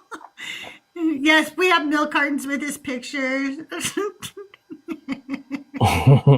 Okay, just off topic, but has anybody ever actually seen a milk carton like with somebody's picture on the back? Because in my whole life, a long time. I was gonna say my whole life, I've drank out of milk cartons. I've never seen like missing children on the back of them. When I was in school, the milk that was like a cartons you would 90s thing, yeah. with lunch. 2000s thing. Well, 80s too, and 70s, because I had them when Yeah. I was growing up. You would just the ones at school. Like, I didn't like go to the store and get a milk carton and there was a picture. It was just the little milks that I would get at school that I would see them. And then when I graduated and got older, I got the prison cards where you. Do you guys know about those? Prison cards. They give out cards in prison, like playing cards, that has convict, like people who are wanted on them. Yeah. Like the top 10 most wanted. Yeah.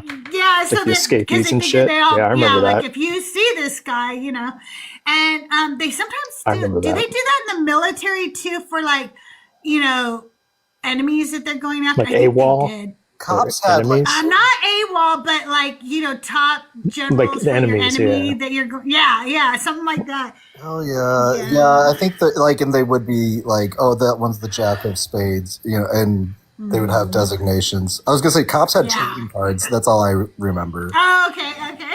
Trading cards, that's funny. I am a dear police officer. Here's my trading card. Only thing Can Dare you made me imagine? think of like ever taught me was wrong, and it was that like kids are just like willingly giving out free DRUGs. That's not happening. I know. Where are all the people offering me free to try? You know, like I was a kid out there going, I will eat anybody's candy. Just give me candy. Like where's this drug-filled candy? You're not giving it to me. Not once. Never found it. That's like the Halloween candy thing that they said they were putting like razors in the candies, or you know, talking about our D rugs. Yeah. If you read about that, it is so fucked up, because the only times it's ever happened is when a father has done it to his own child with the Halloween candy. Yeah, Because that's he what I knew- heard. Yeah, it was horrible. What a piece of shit. Fuckface. All right, so what other stories you want to talk about today about women and children and this God who does not apparently love him. We could talk about the cannibalism if you want. Well, And how Tahir, he's going to force you to eat your kids. Tahir brought up, and I think I was muted, but Tahir brought up the Syrophoenician woman, and well, in one of the stories, she's Syrophoenician, and Jesus calls her, a cur or a dog, and she has to basically prostrate herself and embarrass herself so her daughter will get healed, and that's like that hits both topics, like women and children, and that's a really good one. I mean, everybody knows that story by now. If you don't, I don't know what you're doing, because that's like. It's mentioned like 2 or 3 times in the New Testament. Yeah, oh, I hope I didn't stop recording over there. No, I didn't. Okay. I don't know why OBS is recording though. Like for me, I don't want a copy of this.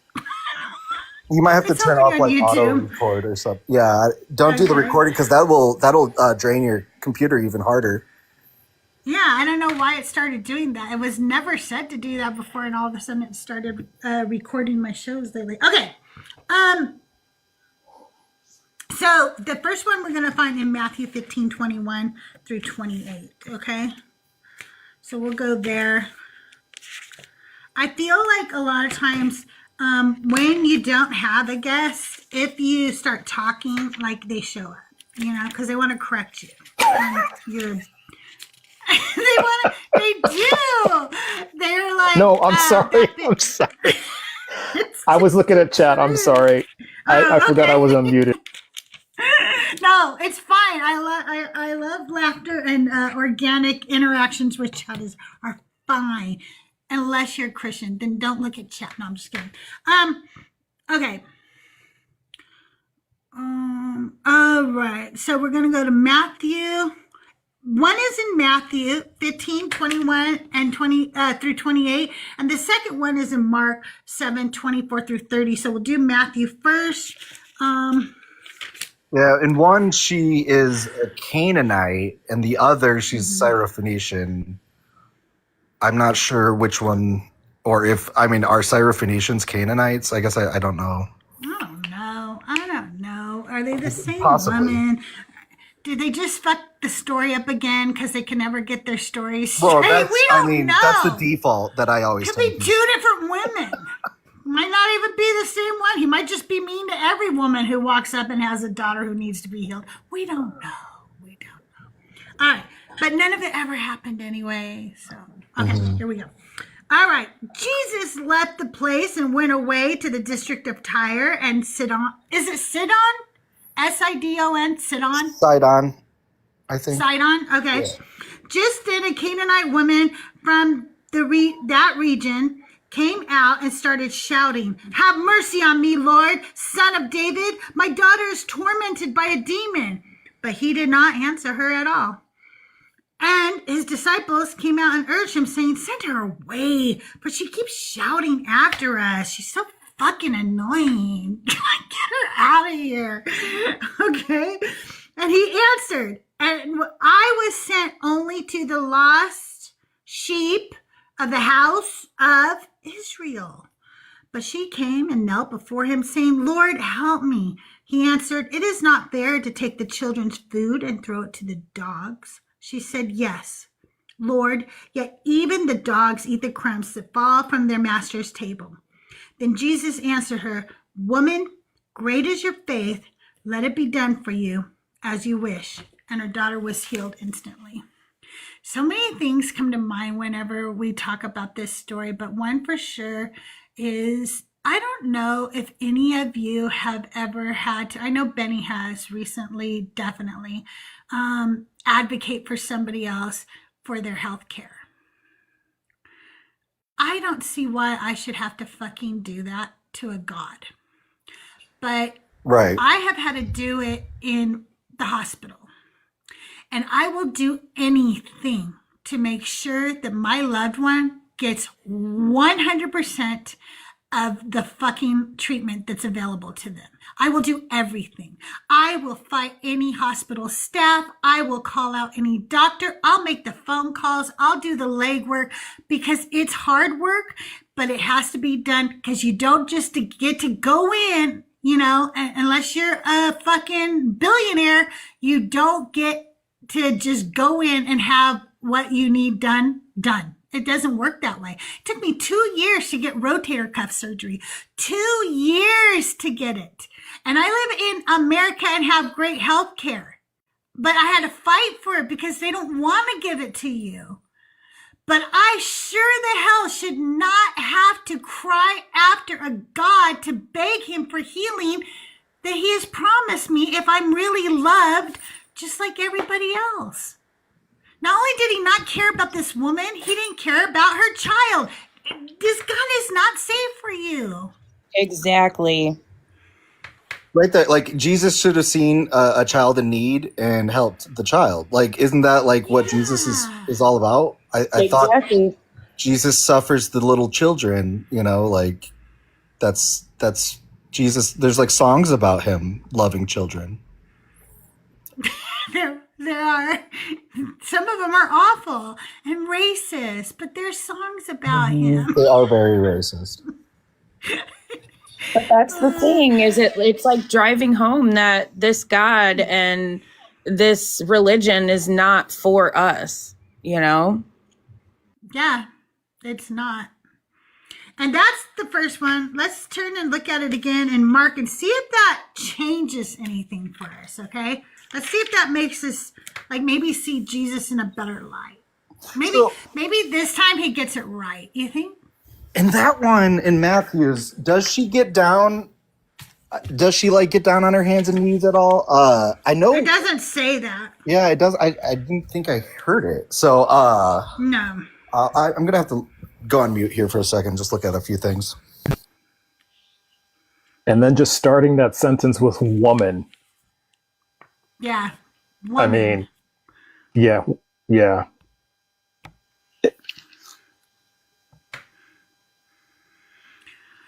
Okay, we're gonna try this, guys. We'll see. Hey, Yakov, how are you today? Hello, how are you? Doing well. Are you a Christian and are you over the age of 18? I'm over the age of 18. I'm not Christian, I'm Jewish. You're Jewish. Okay, we're talking about the Abrahamic God today. I don't usually have a lot of problems with the way most Jewish people worship their God and teach their God, frankly, because they usually aren't trying to push that God on me. But I still don't like him. The God of the Old Testament does not like women or children. What are your thoughts on that? Well, I think that would be your opinion. And I think that God, he loves us all. And I think that he says that he loves us all. But I could show you, but I could show you that through time, men, and I mean men by corrupted men, use God's words for an abhorrent sexual sin, immorality. Look, I believe that just because someone's attracted to a man, I believe that they should be entitled to that, and I believe that they should have a life, and God loves them enough to let them have a life, and I think that it's through teaching and points of view and doctrine that people have these narratives, because if we just look at life, right? If God is real, do you think that the God couldn't just stop certain communities thriving? Of course he could, but he chooses to let them have a life. Why? Because I believe that he loves all life, and I think that it's just through certain lenses that we think that God is not safe for women and children. That I can't comprehend that, because I think it's a bit what's the word? Not triggering, but antagonizing. I think it's there to mix up the pot, right, and be a bit controversial, because why? No, I'm not doing it for that. I'm actually a woman, and I was a Christian for over 40 years. And I've had these feelings about God since I was a young child, because the stories that I read and about how this God treats women throughout the entire Bible is it's horrendous. He shows me from the very first story to the very last story that he does not value me as a human being. And there are Jewish writers who believe this too. Have you ever heard of a book by Judith Plaskow? She's a Jewish feminist theologian. So I don't really. She wrote a book called Standing Again at Sinai, Judaism from a Feminist Perspective, okay? And I haven't read it yet. It's been recommended to me by my good friend, Rabbi Bert. I do intend to get this book and read this myself, and I think that I probably will go over it when I'm doing content creation and so forth. But the main themes are this, Yakov. Plaskow uses the image of Mount Sinai where the Torah was given as a symbolic of covenant and revelation. She argues that in many traditional depictions, the event at Sinai has been imagined almost exclusively through the male lens. Male leaders, male recipients, meaning that half of the community, that means the women, have been invisible. Now, if you know the story about the covenant at Mount Sinai, they are literally told, do not even touch women. Women are not, they don't get to be a part of this. So you cannot tell me this God loves us all equally when he made a fucking covenant and told me to stay away from it. That's not equal under any lens. What part of Christianity were you from, may I ask? Like what sect? I did several different types of Christianity. Because I think that Christianity is not the same as Judaism, and if you actually look at Judaism, We're talking about Judaism, and I'm talking to you about it from a Jewish woman's perspective. I'm not talking to you about it from mine. secular. A religious Jew wouldn't say that, so she would be secular. That's not true. Oh, can anybody help me get Rabbi in here right now? Let's get Rabbi Honda in here if we can. I would love for him to tell her this. This would be good. Here, I'll drop down. Female rabbi? Did you just say female rabbi? Oh, you don't have to. Yes, I'm going to go ahead and drop Rabbi. down. So she's Actually, I gotta dip anyway. Here, can you kick me, Crystal? Bye, Trust. Thank you guys for coming up. I appreciate you guys. Yeah. All right, Bye, bye, guys. guys. I'm going to go too. Bye, Sunny. Thanks for coming up. Love you. Hey, Sunny. Yakov, why? Okay, number one, please don't refer to women as females. It reduces us to like the level of breeders. Call us women. And there are many, many, many women rabbis out there. I don't know why you're all of a sudden kicking in with the but misogyny. it depends. Like anyone could call themselves a rabbi. It would depend what sect. If they're She is reform an or actual rabbi. who gave her shmika? So, isn't there a woman judge in the Old Testament? Isn't her name Ruth? Yes. Yes. So women can be judges, but they can't be rabbi. So there's a term. What's it called? Are you Orthodox by chance? Yes.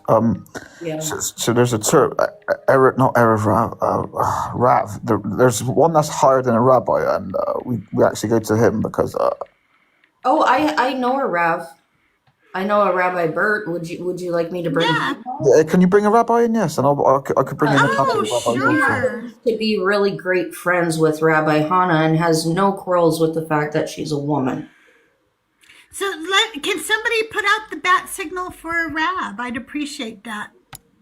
We'll let him know that, Awesome. It's just like the Jewish tradition to me sounds like, a tradition that kind of evolves, as the conversation goes on. If that's not what like the Talmud is, then I don't know what it is. I don't understand how a woman could not be a rabbi. So in Judaism, women are actually upholded more than men. Then why are you being misogynist? Let's talk about Judith. Let's talk about her credentials because you seem to be questioning my source. And my source has a BA from Clark University. She was magna cum laude, 1968.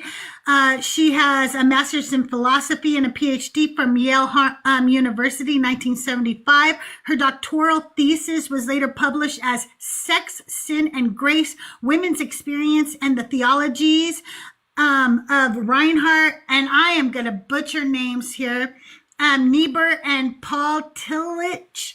academic positions. She taught at New York University. She taught at Wichita State University, and she joined Manhattan College. She has scholarly contributions, honors, and leadership, and other roles that she's done, including the Journal of Feminism, Feminist Studies in Religion.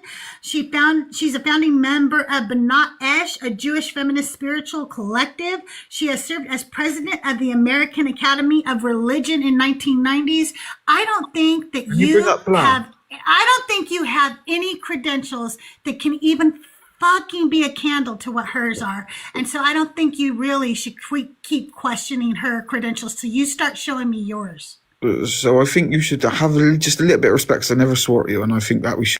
I swear, and if that bothers anybody right now, I just want you all to know I'm almost 60 and I'm not fucking filtering myself for anybody. If you don't like it, you don't have to be here. I swear.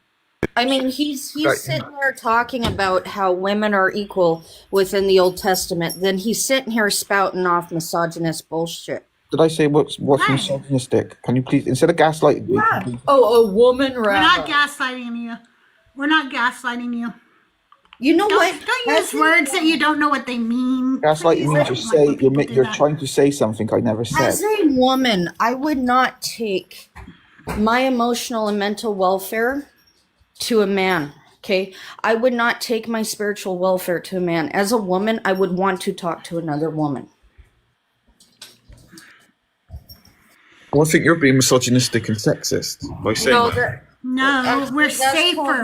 Misandrist. Well, I think you're misogynistics and sexists. No, That's it's called misandrist. Get your terms right, please. And no, He doesn't know the words. No, you're and a gaslighting. So what? You're saying men are not equal to females. You have to go to a female for your problems.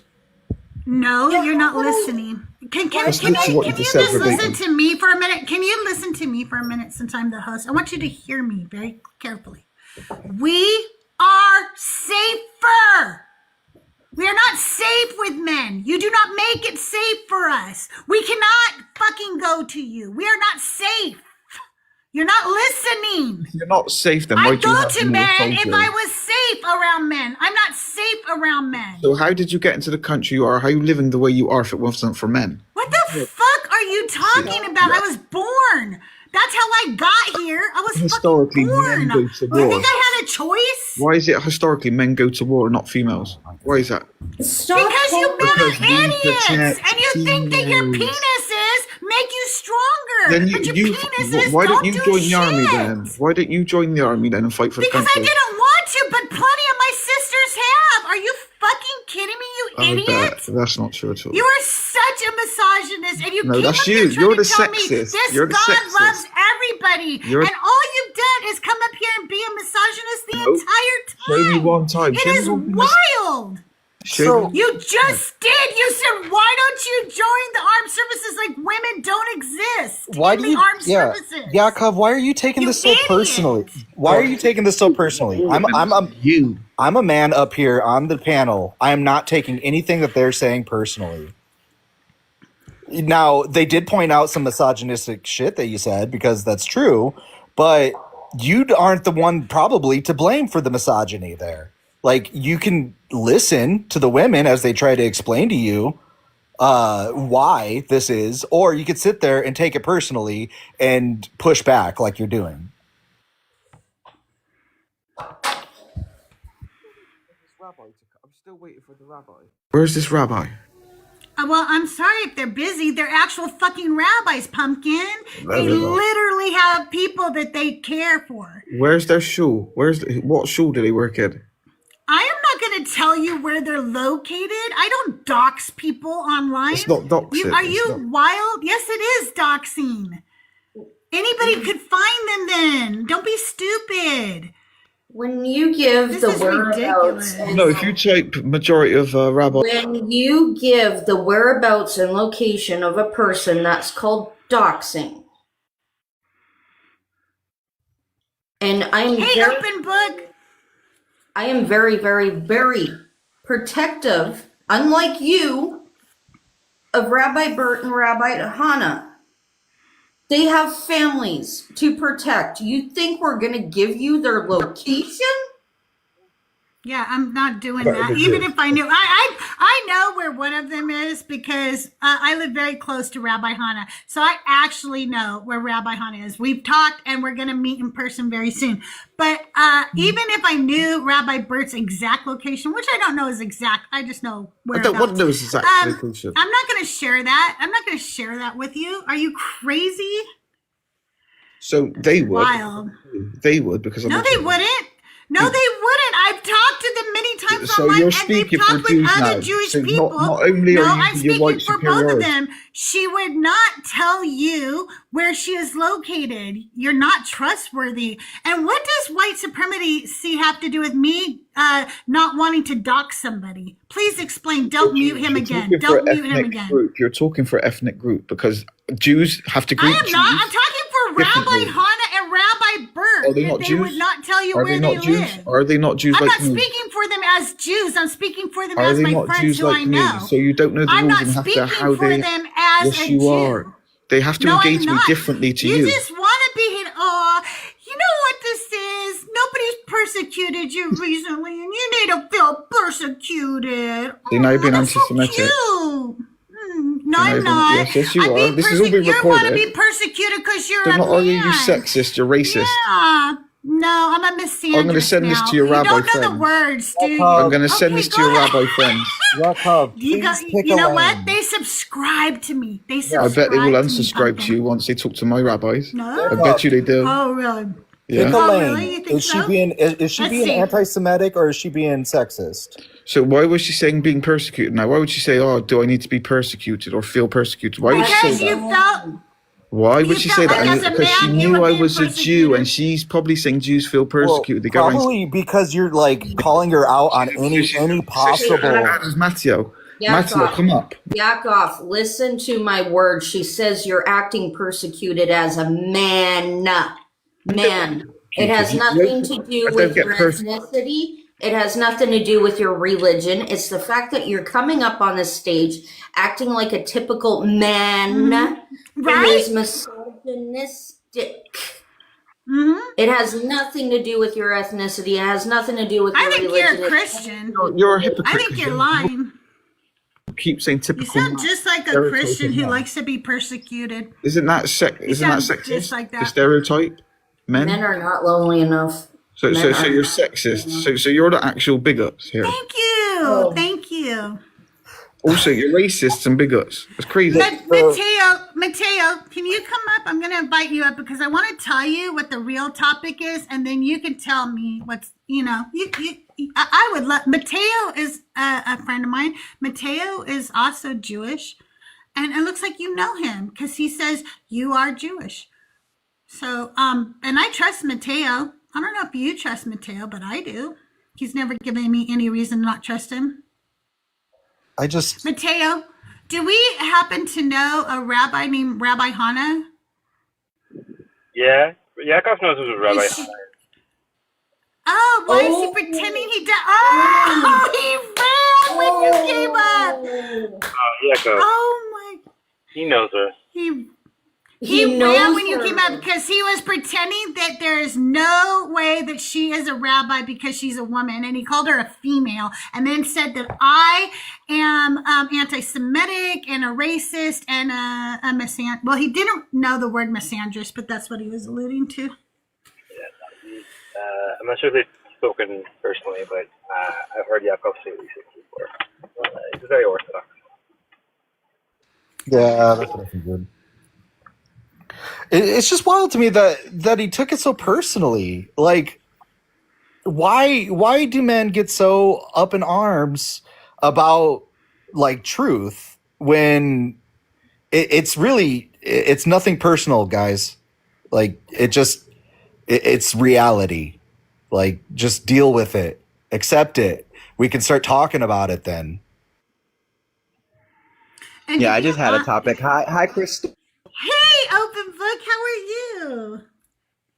Good. Thanks for letting me come up. I saw your topic and it was like pretty similar to mine. I just had a topic for the second day that children should be banned from the church. And I think that children should be banned from the church. And the Abrahamic God is not safe for women or children. And I would 100% agree with that, that children and women are not safe, not only in the text, but just with the men that believe in the text. Like, I only came into the last conversation with the last guy, but the fact that, like, he wanted to discredit Rabbi Hannah just because she's a woman really shows that the Abrahamic God is not safe for women. That's what we're saying. Do you know that every man who's come up here today has shown that he is not safe for women or children? Every believer man, not you guys, sorry guys, not you guys. Every believer man who has come up here today has immediately shown he's not safe for women or children. He says this. Sorry, Crystal. What? Go ahead. I'll eat some gummy bears. He said that women were equal, and then turns around, female rabbi. It's like, pardon? You just proved our fucking point, bro. I know, it's wild. Rabbi Hannah is my rabbi. Rabbi Bert is my rabbi. Now, granted, I go to Rabbi Hannah for much more than I do Rabbi Bert because she is a woman and she understands women problems. She understands the woman's psyche. She understands women. So I will go to a woman, and then he turns that around and calls me he was supposed to be saying the word misandrist, but he kept calling me a misogynist, but he calls me a misogynist for wanting to go to a woman about woman problems. Like, fuck off. Yeah, that reflexive defense mechanism that needs to just go away. Like it bothers me so much.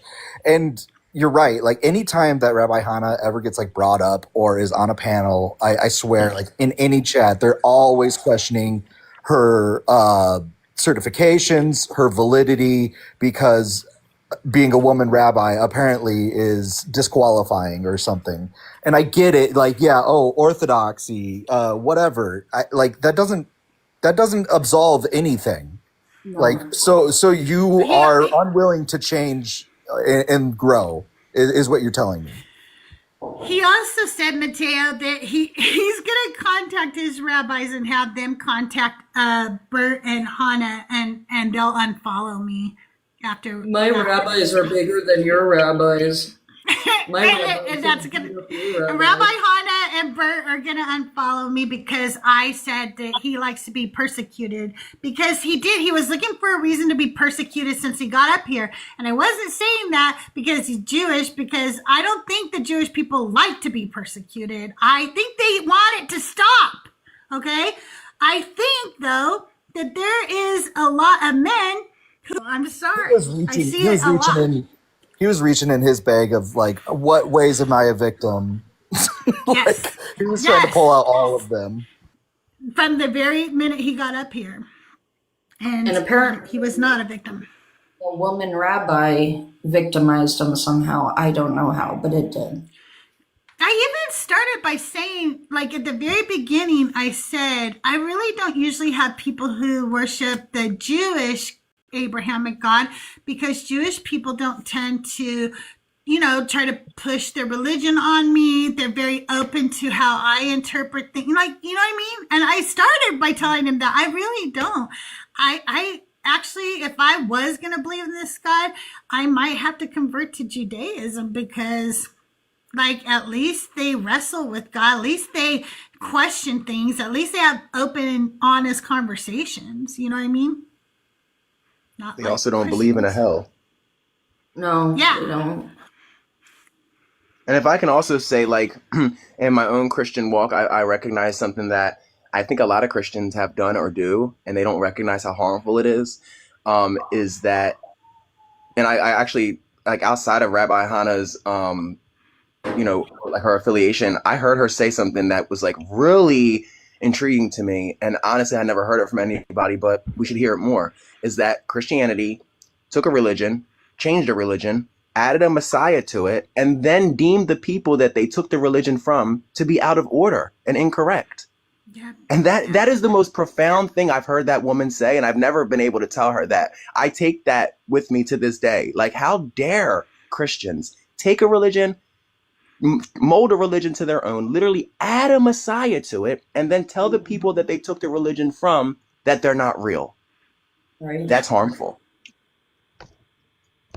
Okay, thank you, Mateo. I really appreciate you coming up. I really do. I had put out the call I actually put it out to Cyber too, in case he was around, because I was like, Cyber will come up and talk to him. I mean, Cyber was up until 4 a.m. on a panel with me last night, which was probably like 6's.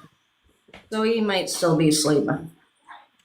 Oh, that might be it. You guys, I just want to let you know, I'm going to be live for about another hour, okay? But if you want me to stay live for 2 hours, help me reach that gift goal. I'm almost halfway there.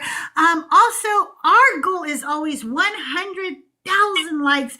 We are literally halfway there. So if you could keep tapping that screen, doing all the good things, sharing out the live. If you are a Christian or a believer of the God of the Bible, or you can come up if you are Muslim or Jewish. It's just, to be honest with you, I don't have as much knowledge about your religions as I do the Christian religion, because I was a Christian for over 40 years.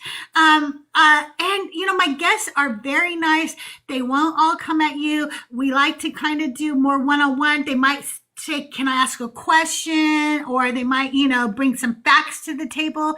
But open book, Nick and Benny are all my friends, and they're just here to ask more questions and get more knowledge as well. So yeah, if you're a believer, come on up. If you're over on the YouTube and you're a believer, you have to come over to TikTok. I don't have a way to help you right now.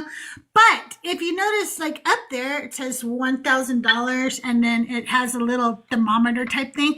All your gifts, all of your tips, the links are in the bio of where you can tip me. All of that is going to help me upgrade my computer, so that I can be on Twitch, I could be on TikTok, YouTube vertical, YouTube horizontal, all the good stuff, and hopefully get monetized real soon over on YouTube. So, and then I'll be able to have a phone in line for the YouTube group.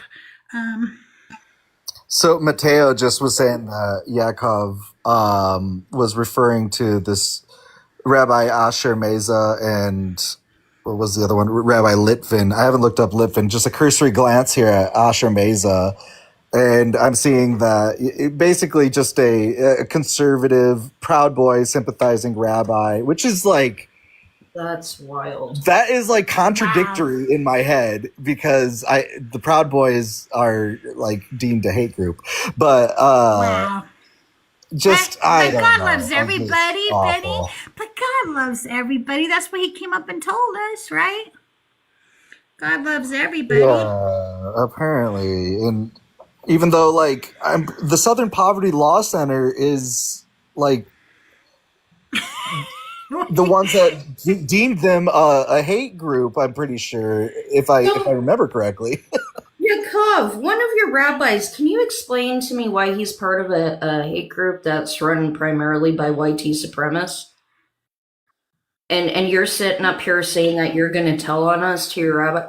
Like, you really have a Proud Boy for a rabbi. No, you know what? And Yaakov, you already know our rabbi. You were just lying and pretending you didn't. And the fact that Mateo outed you is just funny. No, I'm not bringing you back up. If Rabbi Bert or Rabbi Hannah show up and they would like to have a conversation with you, then you can both come back up. But yeah, I'm not gonna play this game with you where you sit there and pretend that everybody's out to get you. Your little male fragile eagle. Can't do that. Oh, nope. Mateo said that Meza, I think his name was, got kicked out of the Proud Boys because he ratted on them for January 6th. Oh my God. Oh, wow. That's hilarious. Oh my God. This is getting worse. Wow. So open book. Let's talk to you for a minute. Do you have any stories that really bother you about how women or children are treated in the Bible that always stick out to you?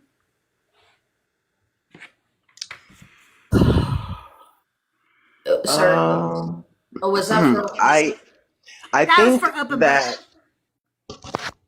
I mean I would have to I will say that like I'm not like deeply like certain things in the text. I think I'm starting to like my mind is like the trauma behind it is starting to like escape the book. So like when certain people will bring things up, I'll be like, oh, I remember that. Like today on my live, somebody brought up where Jesus said that you need to hate your mother, your father, and I forgot all about that. You know, or the scripture where you need to make yourself like a child over again so that you can be retaught all these things. Or like the sacrifice with Cain and Abel, like I don't know if they were like their age or whatever, but just the fact that they were brothers has always been a problem for me, like the relationship that they had and how God came in between them. And then also like when I became a Christian, like I read the book from the front and I started that way and then like got my way to the New Testament. So like Cain and Abel were one of the first stories that I heard and I just didn't understand why God did that between two brothers over a sacrifice. I think that if like people were to remind me of certain things, then I would remember. But if you give me a couple minutes, like I could probably definitely think of some more things. I think like overall, like if you just like think of one, overall, let me know. yeah, and I also think like it's like the religion for me, like not even so much like what's in the text, but like how the religion forms people and how adults form children to believe the religion. You know, like outside of the text, like you have Christians that don't even read the book, barely read the book, but they are still pushing this religion onto children. Or you have men that really don't read the book, but they've heard other things like how their women should be submissive to them and how they should be the leader of the house. And they just take that and they run with that and be extreme with it. You know, I think even if you take the book out, even some of the ideology around it that has been, you know, that has grown is very like corrupt for children. I always think about children because it's like more what I can relate with in my childhood. I'm not a woman, so it's tough for me to like have that experience. But like I always remember like what this did to me as a child. Right. And it fucks you up as a child, and you don't know that you're being fucked up. You think you're that's the normal. biggest thing is the lack of knowledge behind it is also the trust. You know, as a child, you trust the people that are telling you a thing. You trust the adults that are telling you a thing. So when the adults are telling you that this man was unalived for you, okay, and that Easter is not about eggs, but it's about the man that was unalived for you, little Johnny, that's only 8 years old, that's a problem, especially when little Johnny has not met the man that apparently was unalived for him. It's confusing. Yeah, it is. Do you guys want to try another topic? I have another topic I think is pretty good. Let me see what you guys think of Before this. you go to another topic, you were asking about like what stories, and I just think of like, so the whole situation between like David, the 10 concubines that get raped by his son Absalom, and why Absalom rapes the concubines is because his sister was raped by Amnon. There's just like so much raping going on. And right? like And then what about the baby who suffers for 7 days before being, unalived? Just needless suffering for 7 days. You're gonna unalive it, just unalive it. What are you fucking doing, God? And the people that are being punished are literally the women and children in these, like, in all of these stories, like, and they're all connected in this weird, grapey, like, spider web of just grapiness, and it's just awful.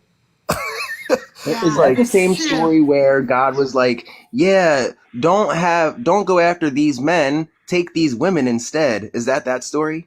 Where like no, this is a story where David sleeps with Bathsheba, and for punishment for unaliving Uriah, her husband, God makes their baby sick for 7 days and then kills it.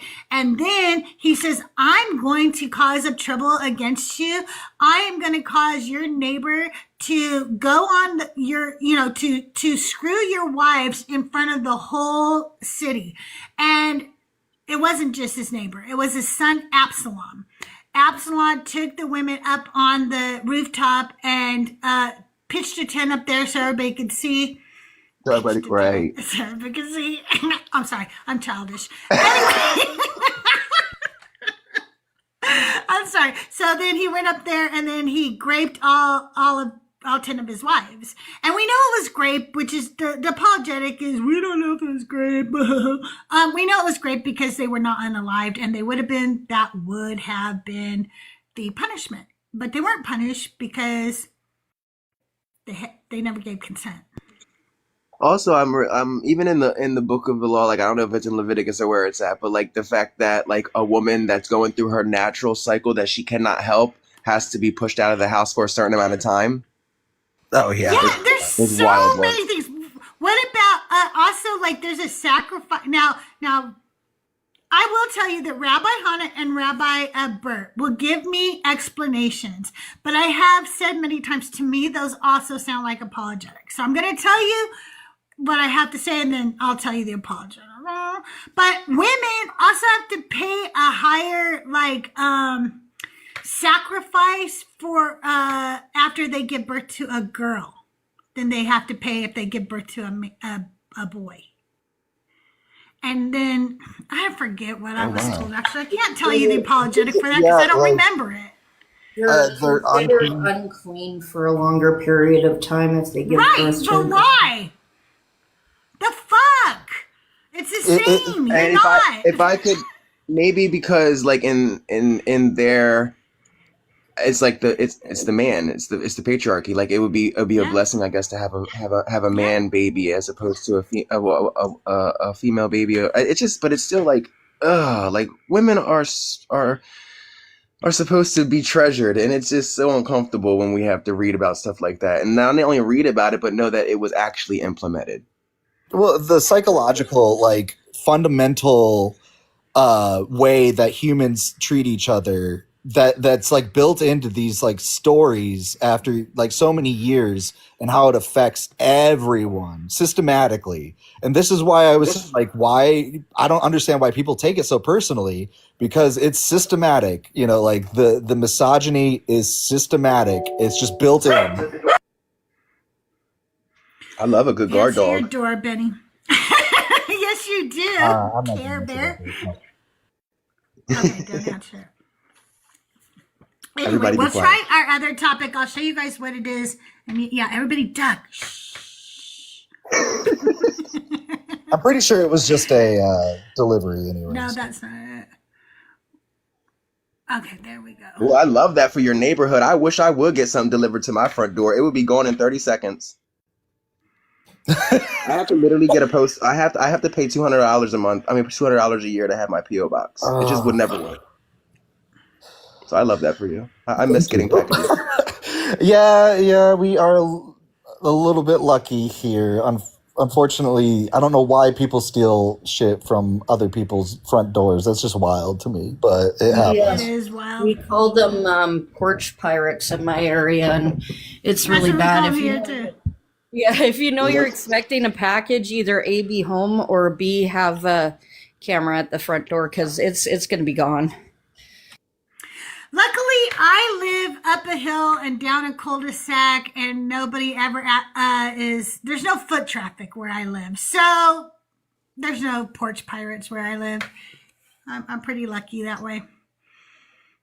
Yeah, like one time I like yelled at this guy I literally watched him walk up on a porch and take a package, and it was a big box, but I still was like, what if that is somebody's medication? And then he put it back. Right? But I don't think it was somebody's medication because the box was big, but I just said that, and I'm glad that he put it back. But like come on, like not everybody's getting a gold ring and money sent to their house. Like sometimes people are getting things sent that they need for their life. Sometimes Leave it alone. it does come in big boxes though. Like shit, just because I'm on so many meds now, just after recent stuff. But when I walk out of the pharmacy sometimes I do mail order. Like I got like a grocery bag full of stuff. Wow. Like they have to give me, syringes and vials and all kinds of things. So yeah, you're right. I mean, there's people that have breathing apparatus. There's all kinds of stuff that I just don't think people really even like consider. And let's be honest, Look the at way Amazon packs things, it's a box within a box within a box within a box. look at Lobes down there making fun of the elderly like myself. No, just kidding, Lobes. He said, "What if it's their depends?" And I actually thought of that. What if it was a big box of adult diapers and he was gonna steal it? Those people might really need those. Anyway, you guys, I changed the topic. Hopefully, we'll get at least one more Christian up here. While I'm going to be live for about the next 45 minutes, unless we reach the goal. Did we reach the goal? I heard. No, we're halfway there, though. We're halfway to goal. Don't forget, keep tapping. I appreciate it. We're at 60,000 likes. But I thought this would be something different. Okay. Can I ask you some honest questions? We could have some Christians come up maybe and talk to us and let us tell them a little bit about themselves and let the conversation flow a little organically. And then as questions arise, we could just ask them. You know what I'm saying? I have You know what I'm endless saying? questions. Endless questions for Christians. I have a million. So I thought, what if we just say, hey, can I just ask you some questions? Can I just, pick your brain for a little bit? I just got questions. I want to understand better. So Have I you ever thought done this topic maybe, before? No. No, I haven't. I don't know how this is going to go. This is new. I'm not sure how it'll work. All right, you guys talk amongst yourselves for a minute. I need to go to the powder room real quick. I mean, we could ask them some honest questions, but in the long run, are we going to get honest answers? Well, like for some reason, the number one question that comes to my mind, I don't know if it's just because of like the time of the year, because it's near Halloween, but like, are demons real? That's like, I need to ask Christians this, like, what are demons and are they real? Like, because I hear about so many claims of demonic forces.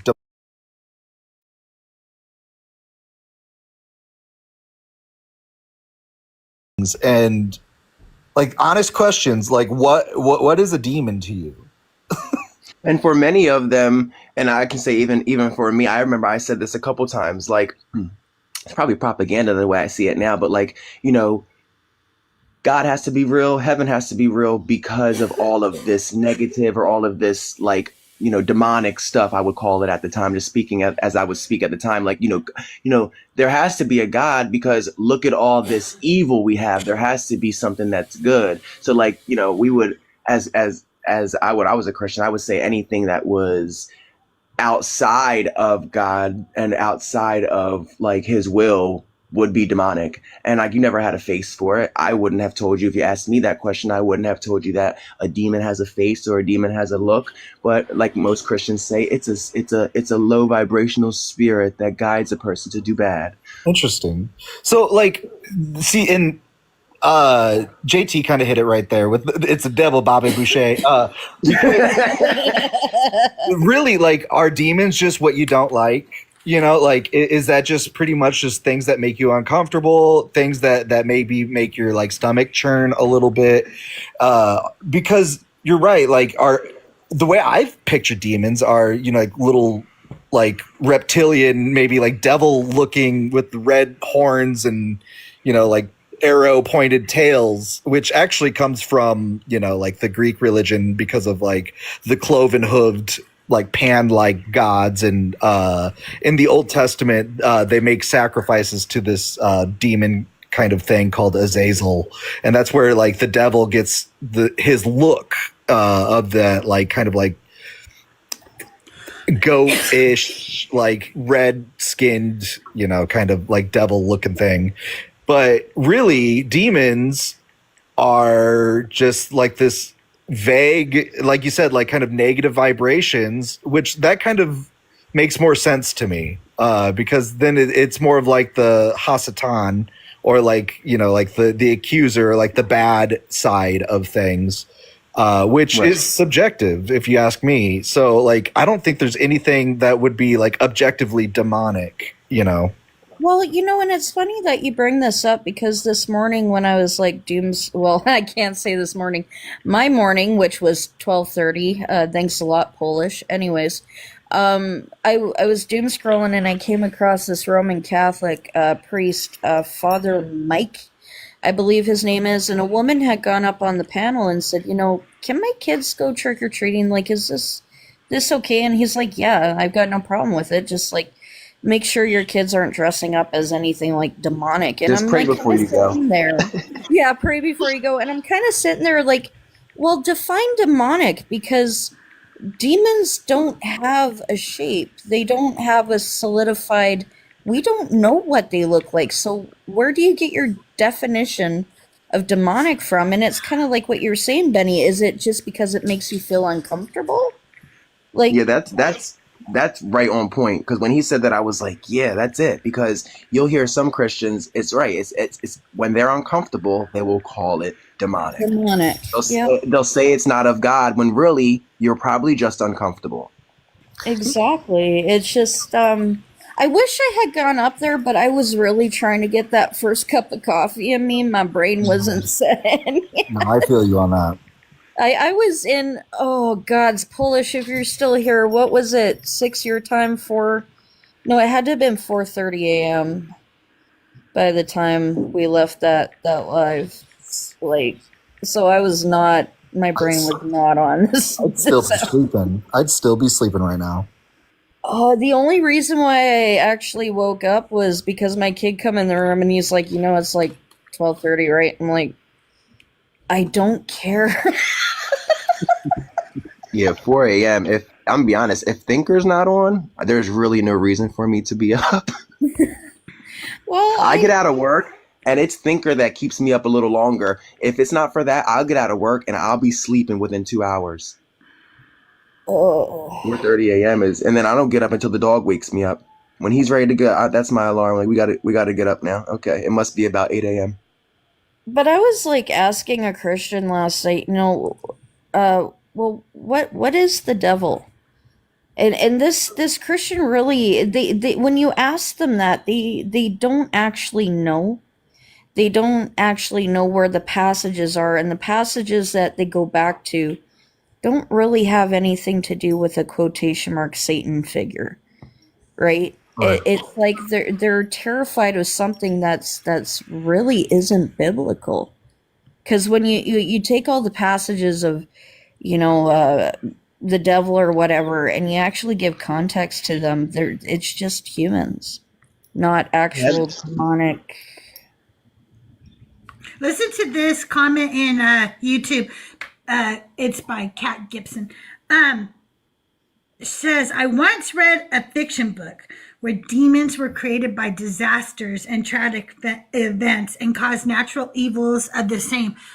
Why couldn't Christians make up a story like that where instead of us blaming humans and stuff like that, we're just blaming basically nature itself, that demons, get their power from natural calamity, not that they give evil powers to humans like that. You know what I mean? Like, I don't know. That's a better story to me.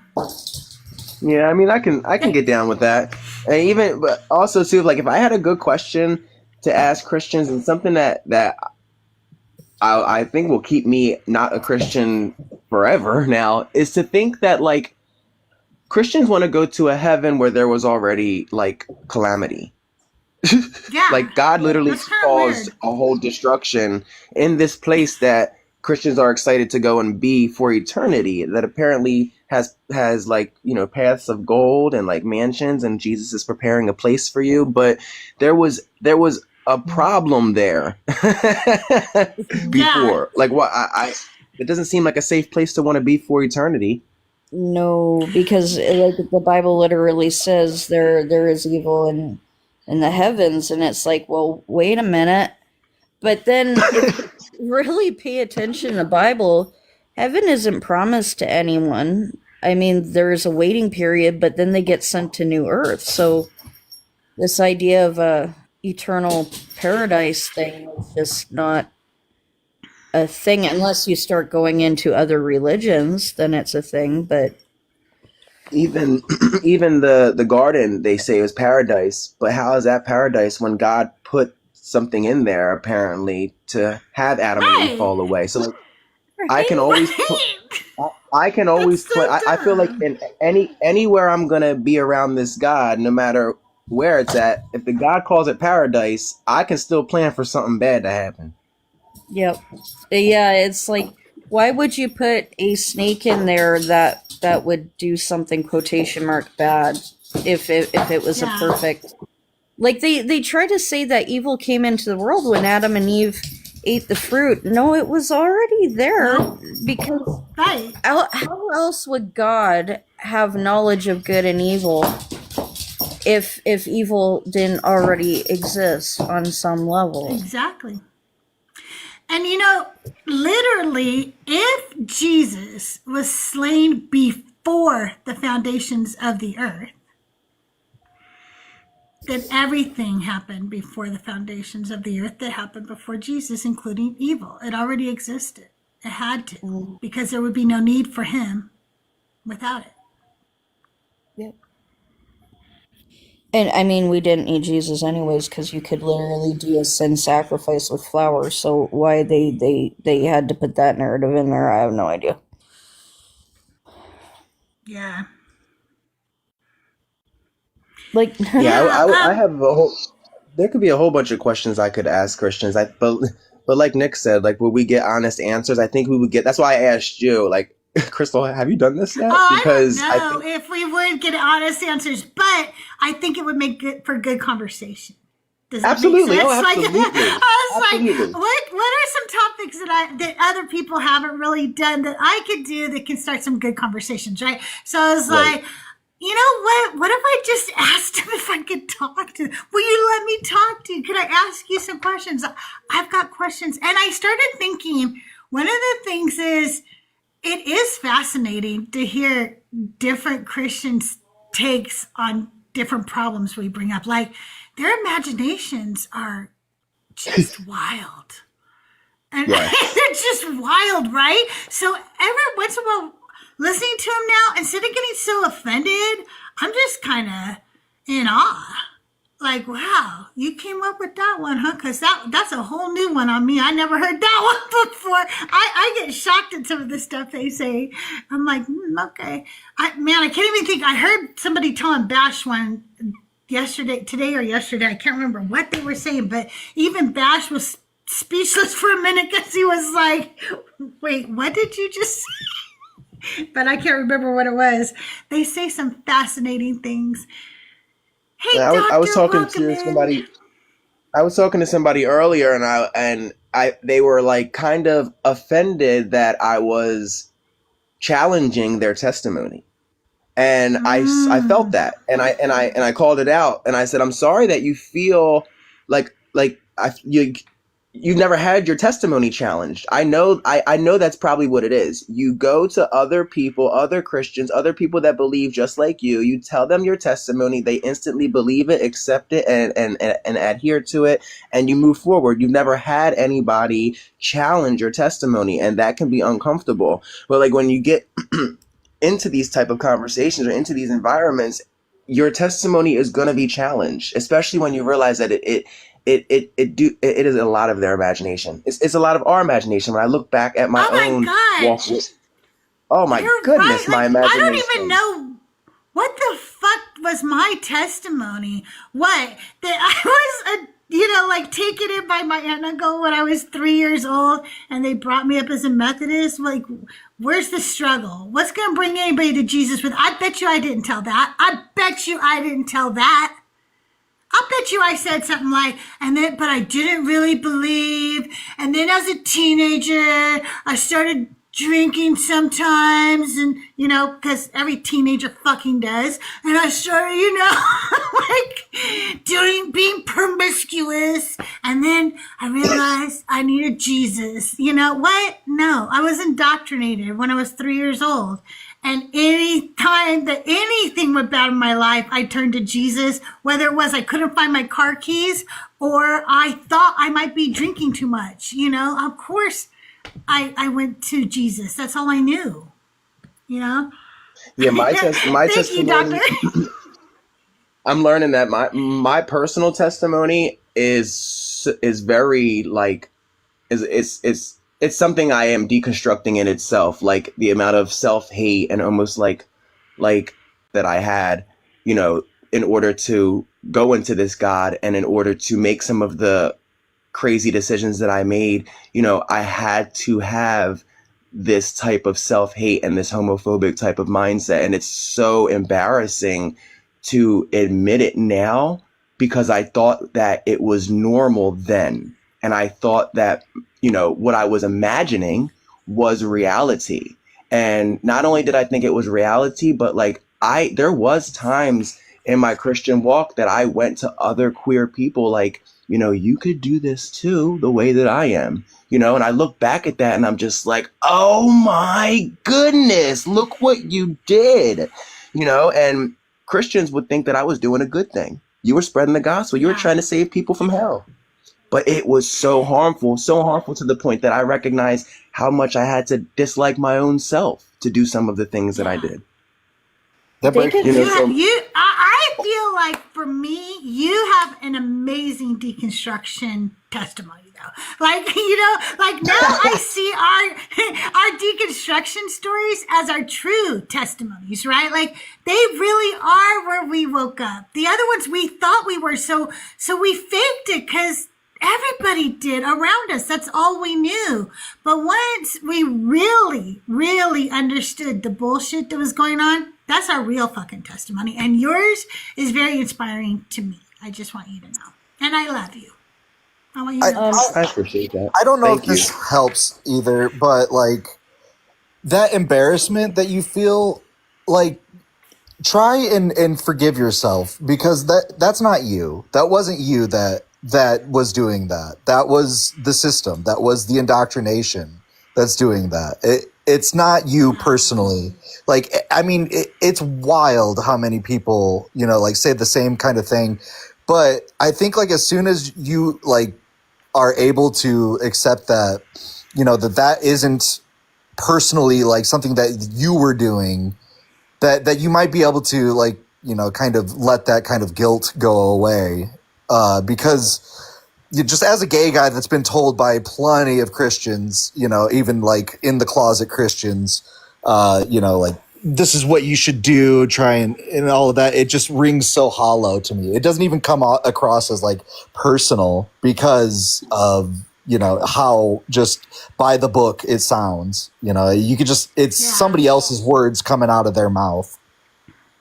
Right. Yeah. Can I say something to somebody in chat real quick? Cherie, I hope I said your name right. Rabbi has just given you a great verse, but also in Exodus 28:17 through 20, it's the earliest major list of stones used to represent the 12 tribes of Israel. The 12 tribes of Israel have crystals that represent them. Crystals are not evil. Crystals are not evil. You know what's evil is thinking that everything is evil. That's fucking evil. That's who's evil. Is somebody who goes around going, oh, that's evil, that's evil. It's judgmental and evil because it's in the Bible. And the fact that these people don't even know that crystals are very prevalent in the Bible, I get upset about this because my whole life I was taught that crystals were evil too, and I never had any crystals because of it. And my name is Crystal, and that made me sad because I wanted crystals, but I wasn't allowed to have them. Aww. And so as an adult, I now have things like a crystal ball, which I wasn't allowed to have as a young Christian girl. And now I have other crystals too, like amethyst and rose quartz and tiger's eye and onyx and all kinds of beautiful crystals. And it's so stupid that they say those are evil. So okay, well, so in their defense, I'm sorry, Crystal, but do you remember in like the 90s and maybe like the 80s and 70s, like those crystals that people were like dangling under their mirrors in their cars? Like they were like, they were like, they look like, I don't know, teardrops, or they would look like, you know, like octagonal 3D figures, and those would like reflect sunlight into like other drivers' eyes and cause like wrecks. So okay, now those crystals Okay, were kind of well, evil. that might be a little dangerous, but Demonic. it's not evil, okay? It's not evil. Yeah. It's just dangerous. And we do have to understand how light works. And you know how you learn about how light refracts when it enters a crystal? Through science, not the Bible, baby. It's not going to tell you anything. You got to learn about that through science. And then Yeah, it won't and shine in your eyeball. all jokes aside, though, like evil involves intention, right? So crystals don't have intentions. I mean, other than CrystalJae has good intentions and only good. Yeah, only good. Only. Yeah, what he said. Good is subjective. Don't I recall a dark crystal somewhere? What? I've never heard Must of be that referring before. to the movie Masterpiece from the 80s is all I'm thinking. So. Yep. I actually have a shard that looks like it came directly out of that crystal. I'll have to take a picture of it sometime. Oh, cool. But it looks just like it. Yeah, it's really neat. But Rabbi, so what you missed was a Jewish man by the name of Yaakov. He said he's Orthodox. He claimed that the Old Testament, God. He's coming up. He's coming up. Okay. Let's give him a second to load so you can hear the whole story. Okay, so he claimed what? Sorry. So he claimed that women in the Bible, the Hebrew Bible, were of equals to men. And then Crystal had started mentioning some things, and I can't remember how we got talking about it, but she was quoting some things that Rabbi Hannah was saying, and he went, a female rabbi. And I'm like, oh, here we go. And then he couldn't believe for the life of him that we also had a man rabbi who backed up Rabbi Hannah. And he was like, well, bring him in here, because he couldn't believe that you existed. Sorry, I was doing professional things. I told him that. I literally said that. I said, well, he is a real rabbi, sir, so he might be doing actual rabbi things. Wouldn't that be wild? But the thing was that he also said, because from the moment he came up, the entire time he was up here, he was trying to make it seem like we were persecuting him. And I said, oh, so I see you like being persecuted and you're sad because I'm actually not persecuting you and you want me to be persecuting you. He'll see, that's anti-Semitic. And I said, no, I'm saying that because you're a man. And you know how many men I get that come up here and want to be persecuted by me? And he goes, nope. And he goes, I bet your rabbi friends wouldn't like this. I go, my rabbi friends know me very well. They know exactly what I think and they know how I talk. What was his claim of persecution? What was the? He was claiming that we were misandrous, but he didn't know that word, so he was calling us misogynists, but he meant misandrists. And he was saying that. Sorry, Crystal. Go ahead, Nick. It was because I told him that if I'm seeking religious counsel or counsel as a woman, I'm not going to go to a man. I'm going to go to another woman. And he was like, so you're a misogynist. You're a racist misogynist. I'm like, the fuck is happening right now? And then he said that before I was anti-Semitic for saying that he wanted to be persecuted, I was anti-Semitic because that sometimes you and I don't see eye to eye on something in scripture, but I tell you how I feel and you tell me how you feel. And he said that's anti-Semitic because like I I guess gotta tell you, it sounds like a fake. Like it sounds like somebody who like. You know what I mean? Well, that sounds like well, I don't know. Like I obviously wish I would. Mateo knew him. Mateo knew him. Mateo also listed off his rabbis. Rabbis. One of them was a Proud Boy who got kicked out of the Proud Boys because he whistle blew them from the January 6th thing. He blew them? What did you say? Just kidding. But he literally said at one point, basically it was schoolyard. My rabbis are gonna come for your rabbi. Yeah. That is Oh a yeah, thing. this is what he said. He said that his rabbis were going to talk to you and Rabbi Hannah, and after they got done talking to both of you, you guys would unfollow me. That was what he said. Because I'm anti-Semitic.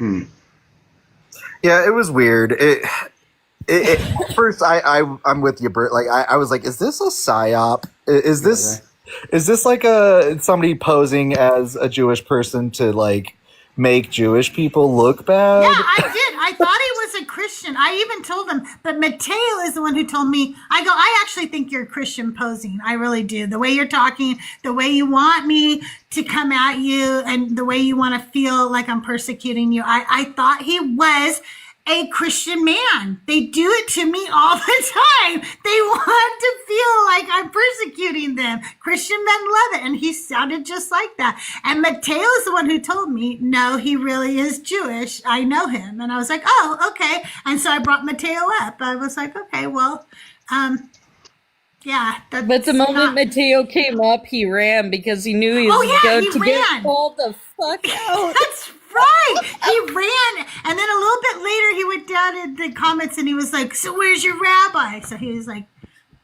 come at me, bro, in the comments. I will say people will cite their rabbi. People will like appeal to their authority. Like, you know, right. First of all, sorry. And you don't have to apologize. You're fine. You know, I just want to know that you won't let those rabbis make you unfollow me. You're my friend, so don't do that. Yeah, I don't.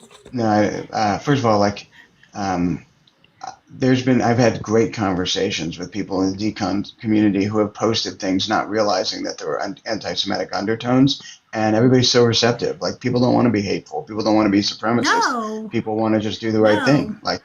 I don't think, I've never experienced, there's been a few times that have been questionable. And look, here's the thing. This is the internet. Okay. If I have any expectations of anybody on the internet, that's a problem with me. I'm perfectly safe. You know what I mean? Like, there's nothing that's whatever, for the most part, I guess. Yeah. But also, I hope you know me well enough that you could say, hey, Crystal, totally. did you know that what that word means? And please don't use it again, or don't use that phrase, or don't talk to somebody like this or that or the other thing. And I would totally be open to that, because that's actually my character. That's my real character. A, 100%, and B, if the intention is to learn and to grow, who could be offended by words? Right. You know, words that were not intended to harm or tear down or whatever. Let's talk about intent and impact, you know? Everybody just take a deep breath. Sure, he was already up here, and he acted like a misogynistic DICK. He was trying to call us racist and misogynistic because I said I would rather go to a woman rabbi than a man for woman problems. He was very nasty, very nasty. And he looks down on the fact that we have a woman rabbi. Well, actually, she's my professor. He looks down on the fact that she is a woman and a rabbi, was questioning all of her credentials, which is not... You know who else he questioned? This is how it got started, Bert. I had brought up the book, hang on. It's the book you recommend to me. Let me find it. Hang on. He's not misrepresenting the group. He was misrepresenting himself. Yeah, I was talking about that. I said, I'm a Christian, and he was basically telling me, no, God, that's not how God is. God loves everybody equally. And I said, well, I'm not the only person who feels this way. He goes, yeah, but you're coming from it like at a Christian aspect. And I said, well, no, there are women who are Jewish who feel this way too. And so I brought up Judith and her book, and I explained what the synopsis of the book and stuff. And then he tried to discredit her, basically telling me like, she's nobody, so who gives a fuck what she has to say? And so I read off her credentials, and then we started talking about Rabbi Hannah, and then he was telling us she's not a real rabbi. Like, at a certain point, Crystal, look at the comments. Look at the comments. Somebody else is telling on him right now. Even oh though my he gosh, claims that's Orthodox, funny. he's not He's observant. selectively orthodox is what it sounds like. Selectively. That's funny. Like, I think that is funny. the ideal of Jewish discourse is pluralistic, which is to say that it holds multiple levels of observance and traditions and philosophies of Judaism at the same time. And like I can speak to orthodoxy in the same way that I can speak to reform and conservative and reconstructionist and secular and whatever. Like you have to be able to hold all these multiple perspectives and like understand that like, well, that might not be my perspective. Certainly this is a legitimate and valid perspective that somebody has put a lot of effort into, and like to deny that there are women who are clearly experiencing Judaism through a lens of misogyny, like it is absurd to think otherwise. Yeah, absolutely. And then this is what he said. He said that he said something else about me being anti-Semitic because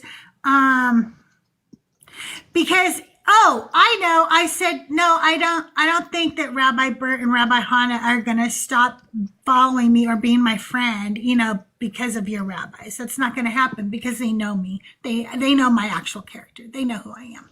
And he said, see, that's anti-Semitic. You're talking for the Jews. I said, I'm not speaking for the Jews. And I'm talking about what I believe my friends would say as friends, not as Jews. And he goes, they are Actually, Jews. you're speaking to the relationship.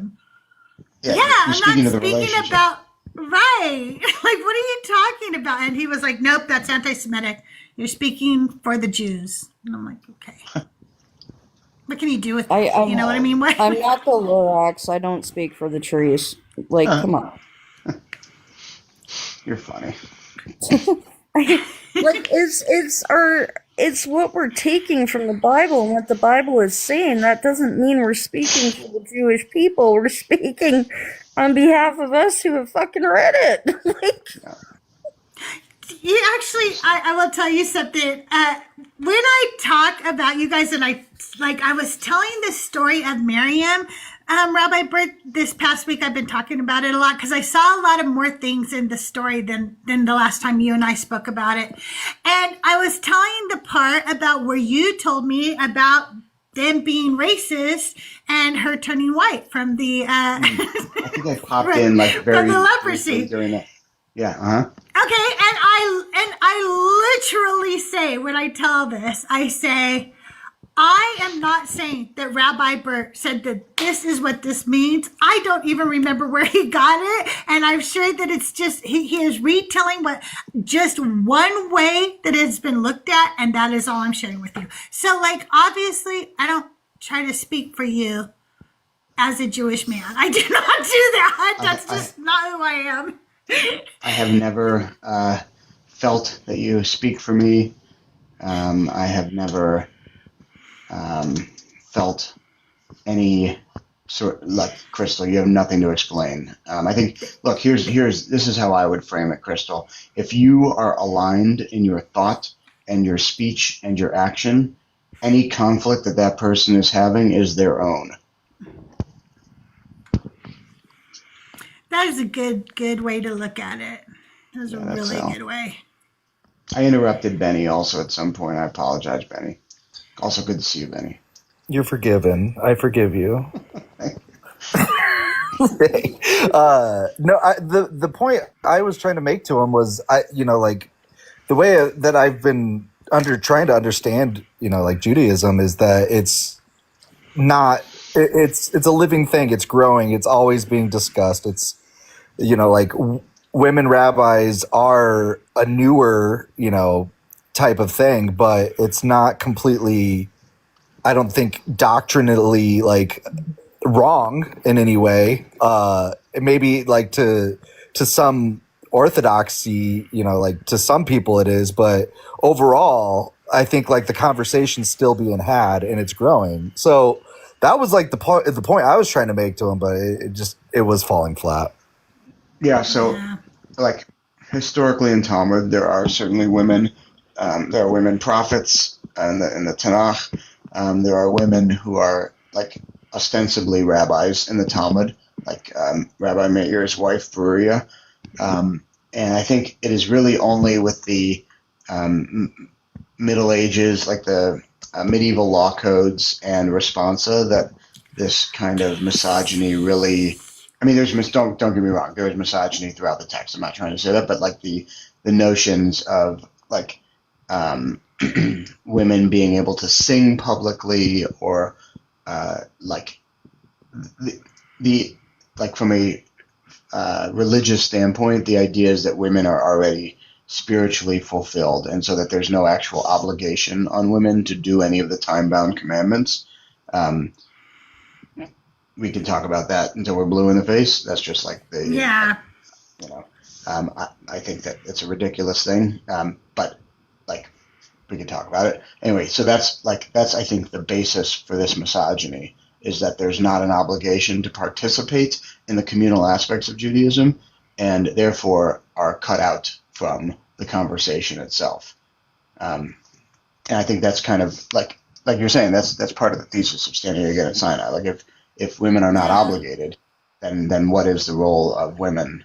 Like you might say that they're spiritually fulfilled, but what the fuck does that actually mean? Like what's the value of that? Yeah. And for people like me, like I've told them, like, that I don't believe these scriptures, and we still talk about them and everything, I just see it as another reason not to believe in this God. What God would leave half of humanity out of a covenant? Not a God that loves me, certainly, Right. And what God would punish Miriam but not Aaron, Rabbi? How come Aaron wasn't punished? In Christianity, I'm not trying to compare the two, but like as Christianity, I wouldn't say is evolving, but like you see more, women that are preaching in the church, like I think that it should be definitely put onto the table for the Jewish faith also to allow women to not allow, but like, let women be whatever part they want to be in that faith. If you want the faith to evolve and grow at all. I have to ask, because I've come across some women pastors that still uphold the misogynistic viewpoints. The only reason they become pastors is because they realize that part where Paul said, I do not permit a woman to teach, was actually about a specific woman. So they've started preaching, but they uphold those misogynistic biblical values still. I did. Of course I did.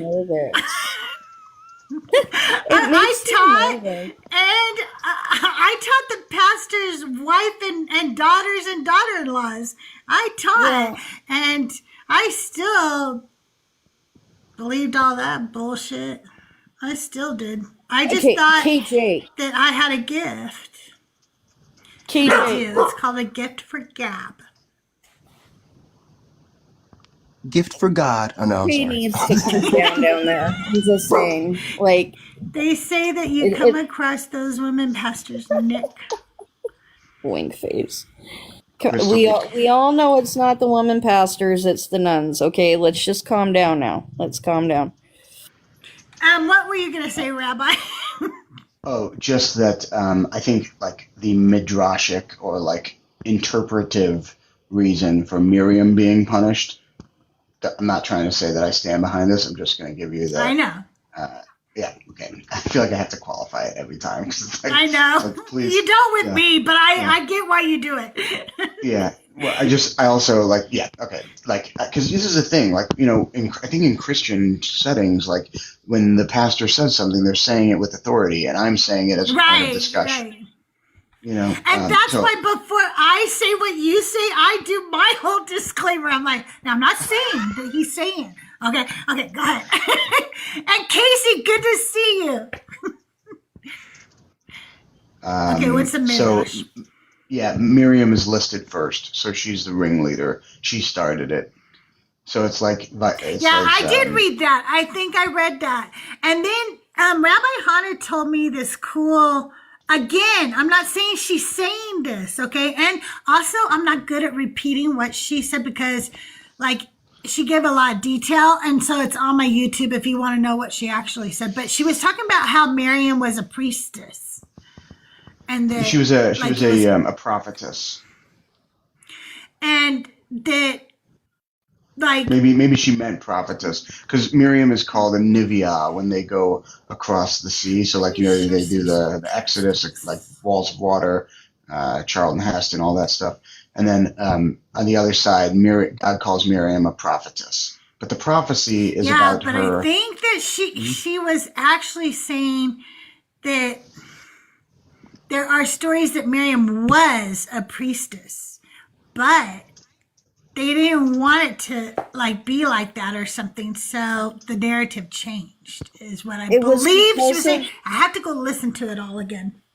There was a book, I can't remember who wrote it, and she was quoting the book that the cleansing ritual that Miriam had to go through was the same cleansing ritual as the priest did.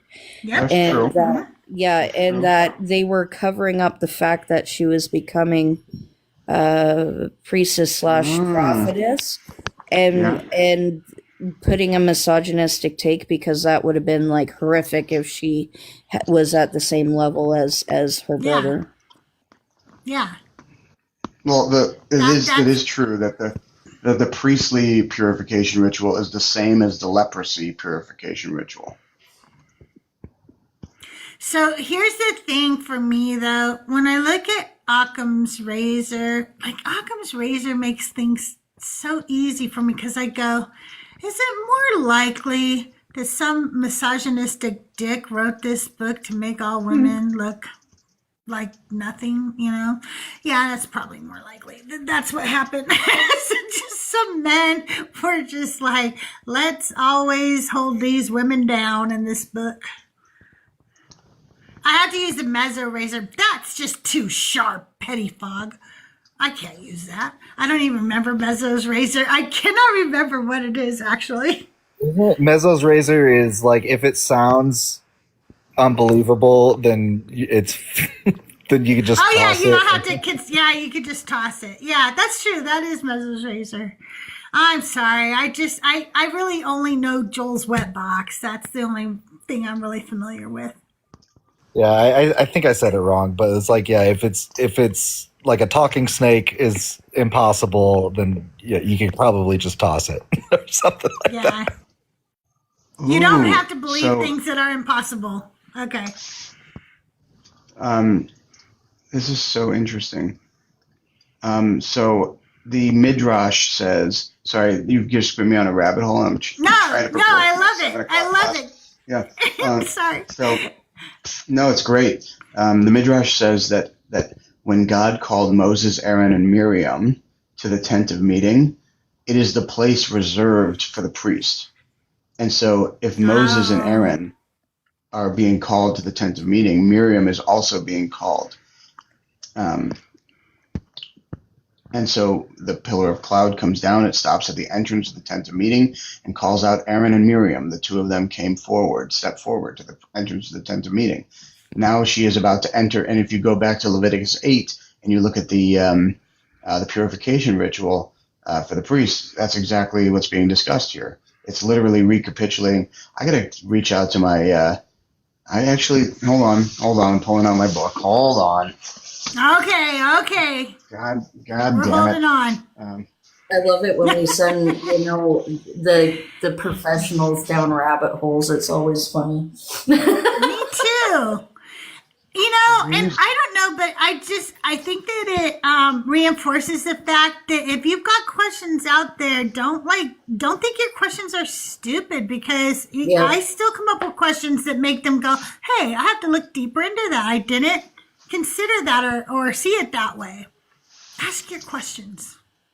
I used to do it to Biblical all the time. It was absolutely hilarious when I would ask him a question and he'd be like, yeah, and it's like he's completely stumped. I'm like, yeah.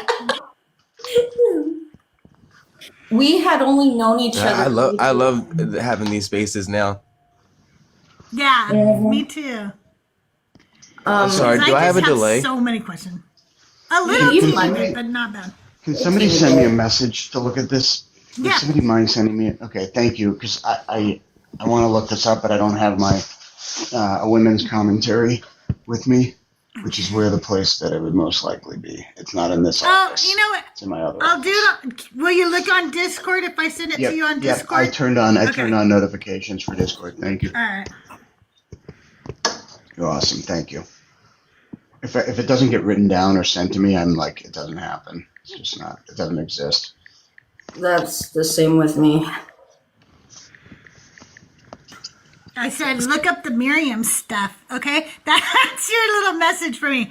All right, you guys, listen, I've really enjoyed being with you all today. Unless we hit that in the next, I'll give you 6 minutes, then I'm going to go ahead and log off, and we can go and raid Trust But Verify, all one word, Trust But Verify.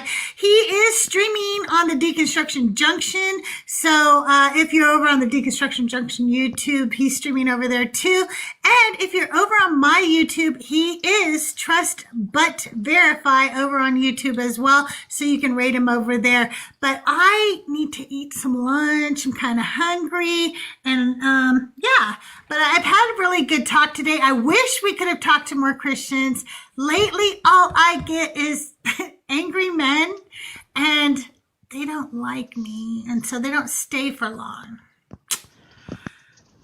Sorry about that, you guys. Notice, when I used to do the topic that women were not safe in the church, and I wonder if you noticed it too, it was only ever men that came up and spoke. It was never women. Do you think it might Oh, yeah, I've been talking about that lately. I've been saying that I think that women don't talk to other women because they are taught that we can't teach. We are not smart enough.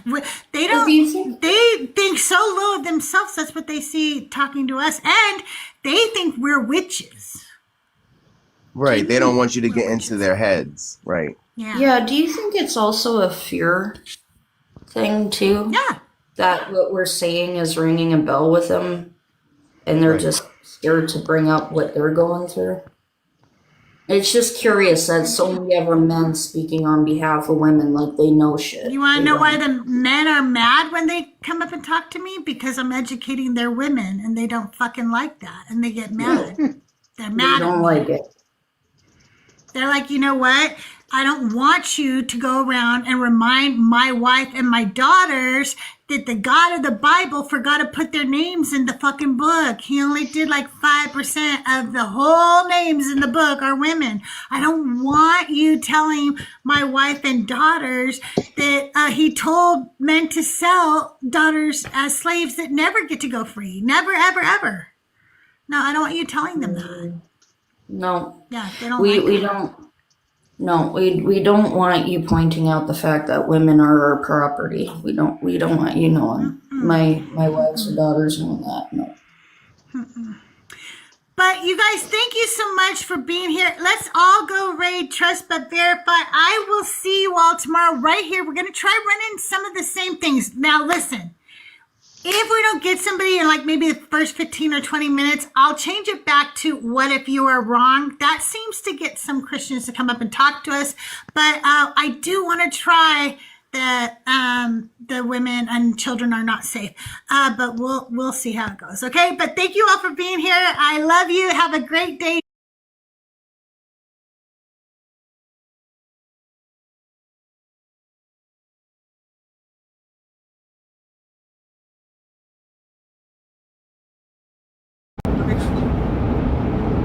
anybody know that